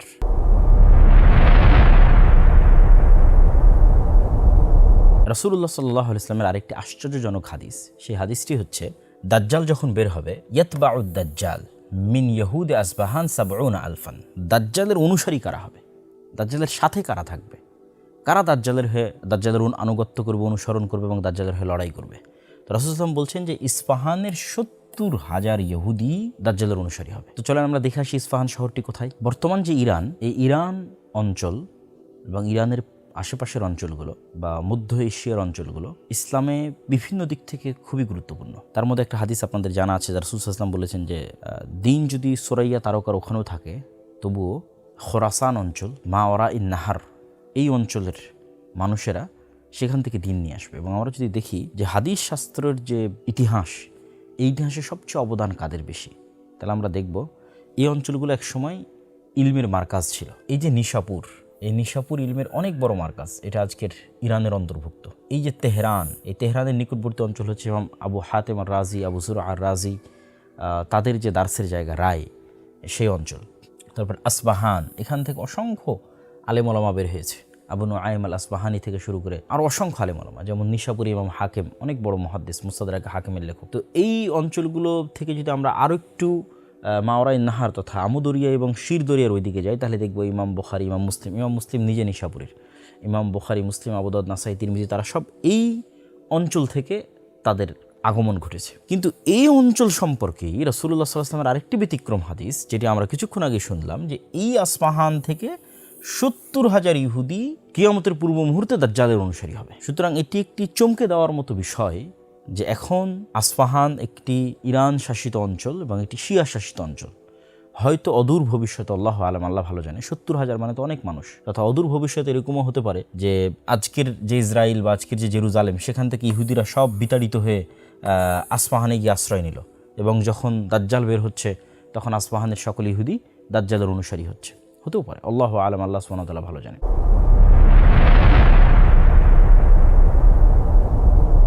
কিয়ামতের পূর্ব মুহূর্তের আরেকটি গুরুত্বপূর্ণ হাদিস, যেটি আলোচনা না করলে আমাদের আলোচনাটি পূর্ণতা পাবে না, সে হাদিসটি হচ্ছে রাসূলুল্লাহ সাল্লাল্লাহু আলাইহি ওয়াসাল্লাম বলেন, লা তাকুমুস সাআহ হাত্তা ইউকাতিলাল মুসলিমুন, ততদিন পর্যন্ত কিয়ামত হবে না যতদিন মুসলমানেরা ইহুদিদের সাথে যুদ্ধ না করছে। ফায়াকতুলুহুমুল মুসলিমুন, এবং মুসলমানেরা ইহুদিদের হত্যা করবে, এবং হত্যা করার ভয়াবহতায় সিচুয়েশন এরকম দাঁড়াবে যে ইহুদিরা পালিয়ে আশ্রয় নিবে পাথরের পিছনে, পালিয়ে আশ্রয় নিবে গাছের পিছনে। তখন ইহুদিদের বিরুদ্ধে গিয়ে প্রকৃতি কথা বলে উঠবে, আল্লাহর সৃষ্টি গাছ এবং পাথর কথা বলে উঠবে। কি বলবে? ইয়া আবদাল্লাহ, হে আল্লাহর বান্দা, হাদা ইহুদি খালফি, এই যে ইহুদি আমার পিছনে লুকিয়ে আছে, ফাতাআল ফাকতুলহু, আসো একে হত্যা করো। ইল্লাল গারকাদ, তবে গারকাদ নামক গাছ ব্যতীত, ফাইন্নাহু মিন শাজারিল ইহুদ, কেননা এটি ইহুদিদের গাছ।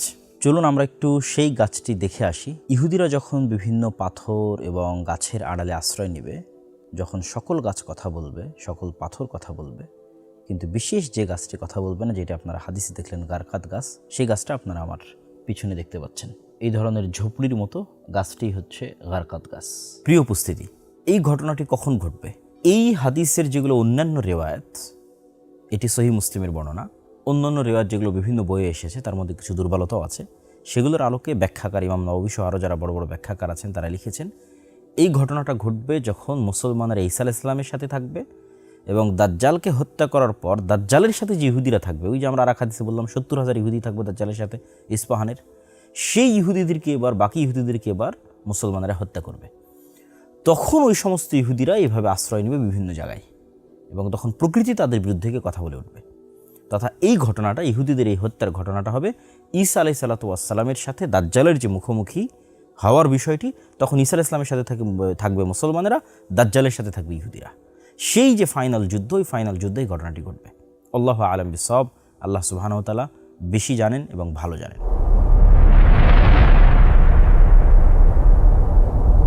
প্রিয় উপস্থিতি, এই যে আমরা দাজ্জালের বিশাল হাদিস পড়লাম, ইয়াজুজ এবং মাজুজের ভয়ঙ্কর ঘটনা শুনলাম, একদল নাস্তিককে দেখবেন যখন আমরা এগুলো বলি তখন তারা প্রশ্ন উঠায় যেগুলো কাল্পনিক ঔপন্যাসিক গল্পের মতো এবং এগুলো জীবনে কোনোদিন বাস্তবে হবে না। এবং তাদের এই অবিশ্বাসের সবচেয়ে বড় কারণ হচ্ছে আজকের যে উন্নত প্রযুক্তি, আজকের যে স্যাটেলাইটের অধীনে বিশ্ব, ক্যামেরা, তারা মনে করে সারা পৃথিবীর সব কিছু যেহেতু আমাদের কন্ট্রোলে, তো কোথাও তো আমরা দাজ্জালকে দেখতে পাচ্ছি না, কোথাও তো আমরা ইয়াজুজ এবং মাজুজকে দেখতে পাচ্ছি না। সুতরাং এগুলো সব মিথ্যা হাদিস, মিথ্যা তথ্য এবং মিথ্যা কথা, যার প্রতি মুসলমানেরা পাগলের মতো বিশ্বাস স্থাপন করছে। কিন্তু আমাদের প্রথমত এই বিষয়গুলোর প্রতি আমাদের প্রথম দায়িত্ব এবং কর্তব্য হচ্ছে সামি'না ওয়া আতা'না। আমরা শুনেছি, ঈমান এনেছি এবং অনুসরণ করেছি। এটি উম্মতে মুহাম্মাদের বৈশিষ্ট্য। রাসূলুল্লাহ সাল্লাল্লাহু আলাইহি ওয়াসাল্লাম যখন মেরাজ সফর করেছিলেন, তখন আবু বকর রাদিয়াল্লাহু তাআলা আনহু সেটির সত্যায়ন করার কারণেই তিনি সিদ্দিক। আমাদের নবী মুহাম্মদ সাল্লাল্লাহু আলাইহি ওয়াসাল্লামের পক্ষ থেকে যা যেভাবে বর্ণিত হয়েছে, আমরা সেটার প্রতি ঈমান রাখি এবং সেটিকে তার জাহিরি অর্থ, প্রকাশ্য অর্থের উপরই সংঘটিত হবে মর্মে দৃঢ় বিশ্বাস রাখি। সেক্ষেত্রে আমাদের জন্য আসলে কোনো দলিল এবং কোনো ডকুমেন্টের প্রয়োজন নাই। আমাদের জন্য আসলে আল্লাহর একটি কথাই যথেষ্ট, যে ওয়া আলা কুল্লি শাইইন কাদির, তিনি সকল কিছুর উপর ক্ষমতাবান। কিন্তু তারপরও যেহেতু আমরা মানুষ এবং বিভিন্ন ফিতনা এবং বিভিন্ন প্রশ্ন আমাদের অন্তরে তৈরি হয়, সেহেতু এই বিষয়েও কিছু উত্তর যদি আমাদের জানা থাকে আমাদের জন্য সহজ হবে। আমাদের জন্য প্রথম উত্তর হচ্ছে যে অতীত, পৃথিবীর অতীতে এই ধরনের ভয়ঙ্কর এবং ভয়াবহ ঘটনার চেয়ে হাজারো ভয়ঙ্কর এবং ভয়াবহ ঘটনা ঘটেছে। যে ভয়ঙ্কর এবং ভয়াবহ ঘটনাগুলো, ওই ঘটনার প্রতি যদি আমার ঈমান আনা সহজ হয়, তাহলে এই ঘটনার প্রতি ঈমান আনা আমার জন্য অনেক ইজি। যেমন যখন মারিয়াম আলাইহিস সালাম বিনা পিতায় ঈসা আলাইহিস সালামকে জন্ম দিলেন, তখন ওইটার প্রতি ঈমান আনার জন্য আল্লাহ বলছেন কোরআনে যে আমি আদমকে তো পিতামাতায় ছাড়াই সৃষ্টি করেছি। তা আদমকে যদি পিতামাতা ছাড়াই সৃষ্টি করতে পারি, তাহলে পিতা ছাড়া ঈসাকে কেন সৃষ্টি করতে পারবো না? আগেরটা তো বেশি ভয়ঙ্কর। তাহলে ঠিক তেমনই ঈসা আলাইহিস সালাম আসমান থেকে নেমে আসবেন, এটা যদি আমাদের কাছে মানতে অবিশ্বাস্য হয়, তো আদম আলাইহিস সালামও তো তার হাজার হাজার লক্ষ বছর আগে তিনিও তো আসমান থেকে জান্নাত থেকে দুনিয়াতে নেমে এসেছেন। সেটা তো আমরা সবাই বিশ্বাস করছি, তাওরাত, বাইবেল, কোরআন সব জায়গায় লেখা আছে। তাহলে আদম আলাইহিস সালাম যদি জান্নাত এবং আসমান থেকে পৃথিবীতে নেমে আসতে পারে, ঈসা আলাইহিস সালাম কেন পারবেন না? ঠিক তেমনি আমরা যদি চিন্তা করি যে সূরা কাহাফের যে ঘটনাগুলো, যে যুলকারনাইন সফর করছে, ইয়াজুজ এবং মাজুজকে দেওয়াল দিয়ে ঢেকে দিচ্ছে, তাহলে ইয়াজুজ এবং মাজুজের অস্তিত্ব এবং ইয়াজুজ এবং মাজুজের সাথে সাক্ষাৎ অতীতে সংঘটিত হয়েছে। তাহলে এটার প্রতি আমাদের ঈমান কি পরিমাণ মজবুত হওয়া উচিত যে এটা নিশ্চিত আছে, এটা অতীতে যুলকারনাইন ইয়াজুজ মাজুজের সাথে দেখা করে এসেছে, তাহলে ইন ফিউচার অবশ্যই ঘটবে। ঠিক তেমনি খিজির আলাইহিস সালামের সাথে মুসা আলাইহিস সালামের সাক্ষাৎ, যেটাও সূরা কাহফে আছে। দেখেন এটা কি ব্যতিক্রম ঘটনা। কোথায় এখন খিজির আলাইহিস সালাম? তিনি কোথায় থেকে আসলেন? তিনি কোথায় হারিয়ে গেলেন, তাই না?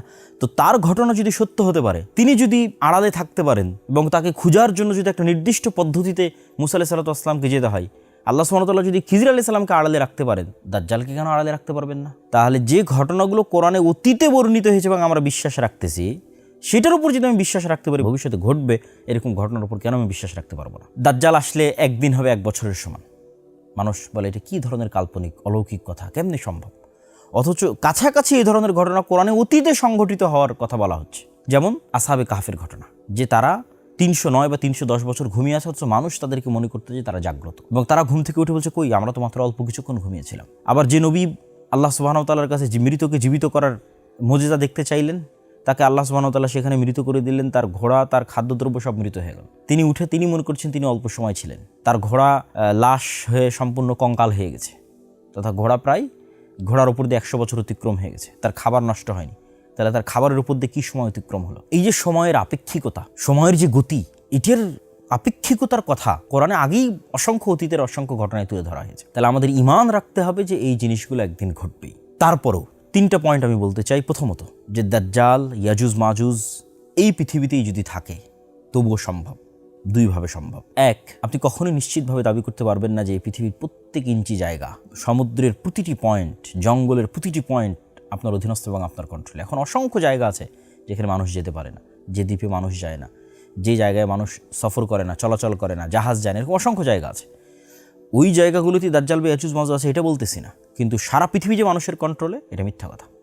দ্বিতীয়ত, দাজ্জালের সাথে যদি তামিমাত দাঁড়ির সাক্ষাৎ হয়ে থাকে, এই যুগেও মানুষের সাক্ষাৎ হওয়া সম্ভব নয়। হয়তো দাজ্জাল কোথায় আছে এটা যাদের সাথে দাজ্জালের যোগাযোগ তারা জানে। যেমন এপিস্টিন ফাইল প্রকাশের আগে কে জানতো যে এরকম একটা দ্বীপ, যেই দ্বীপে মানুষ জাহাজ নিয়ে যায়, উড়োজাহাজে, প্রাইভেট জেটে যায় এবং এই ধরনের অপরাধ করে, কে জানতো? কেউ তো জানতো না। 2 নম্বর, আমরা যে পৃথিবীতে বসবাস করছি, এই পৃথিবীতে তো আমাদের সাথে জিন এবং শয়তান এবং ফেরেশতা, তারাও তো আমাদের সাথে আছে, আমাদের আশেপাশে আছে, কিন্তু আমরা কি তাদের দেখতে পাচ্ছি না?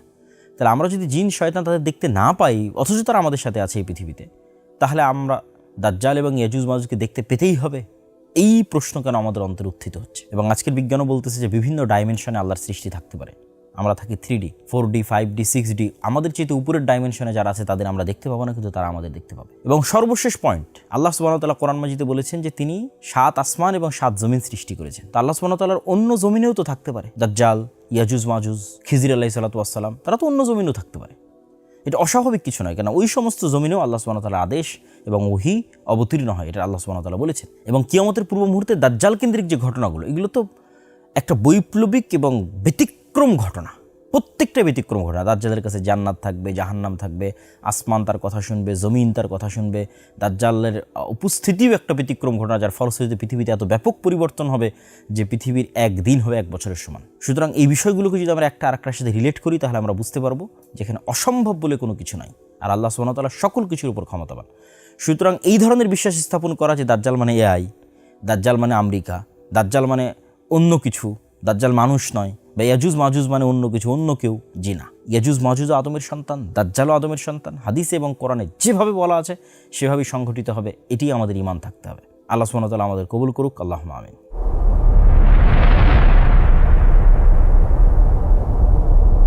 এই যে ভবিষ্যৎ কেন্দ্রিক দীর্ঘ আলোচনা আমরা আজকে করলাম, এই দীর্ঘ আলোচনার থেকে আমাদের শিক্ষণীয় কি? এই দীর্ঘ আলোচনার সারমর্ম এবং শিক্ষণীয় যদি এক বাক্যে বলতে চাই, তাহলে আমি বলতে পারি যে আমরা এখন মধ্যপ্রাচ্যের যে যুদ্ধে আছি, এই যুদ্ধ কি মালহামা?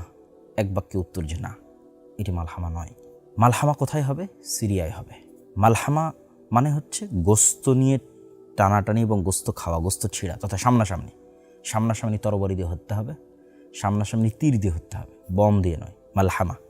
এবং ভয়ঙ্কর ভয়াবহ হত্যা হবে, সেটা সিরিয়ার মাটিতে হবে, যা বিস্তারিত আমরা আলোচনা করেছি।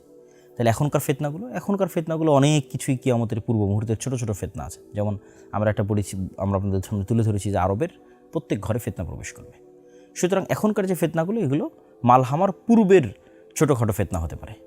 কতদিন পরে কখন মালহামা হবে সেটা আমরা কেউ জানি না, কিন্তু মালহামা হবে। এবং সম্ভবত মালহামা হওয়ার পূর্বেই মুসলমানেরা জেরুজালেম বিজয় করবে, ইমাম মাহদি প্রকাশ পাবে, এবং ইমাম মাহদির নেতৃত্বেই শাম বা সিরিয়ার মাটিতে মালহামা হবে।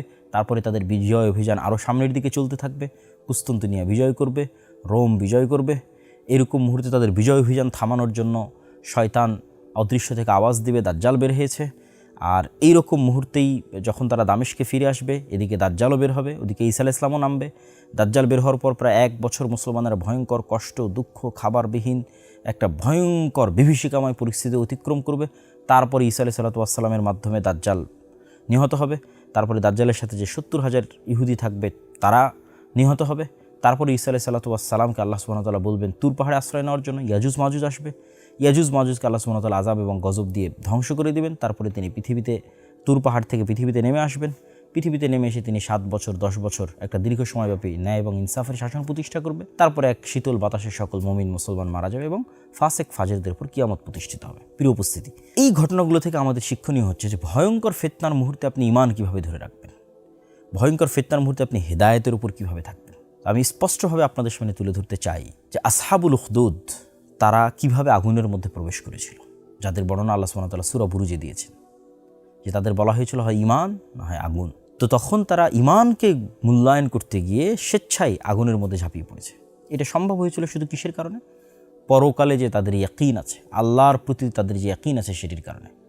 তারা ওই আগুনের মধ্যে জান্নাত মনে করে প্রবেশ করেছে, তারা তার মধ্যে জান্নাত দেখতে পাচ্ছিল তাদের বিশ্বাস অনুযায়ী। আর যদি তারা ঘরে ফেরত যেত তাহলে সেটা ছিল জাহান্নাম। এই একই ঘটনা দাজ্জালের সাথে ঘটবে। দাজ্জালের আগুন ওটাই জান্নাত, আর দাজ্জালের সুন্দর জান্নাত ওটাই জাহান্নাম।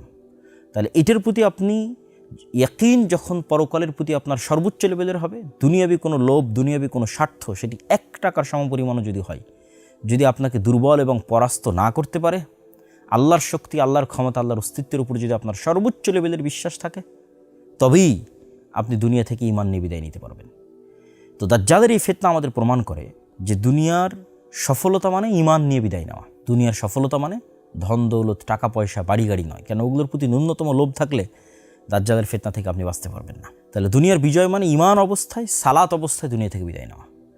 এবং মুসলমানদের কাজ এই ধরনের ভবিষ্যৎ কেন্দ্রিক ঘটনার পিছনে পড়ে প্রোডাক্টিভিটি নষ্ট না করা, যে হ্যাঁ ইমাম মাহদি আসলেই তবেই আমরা সব কিছু করবো, তার আগে আমাদের কোনো কাজ নাই।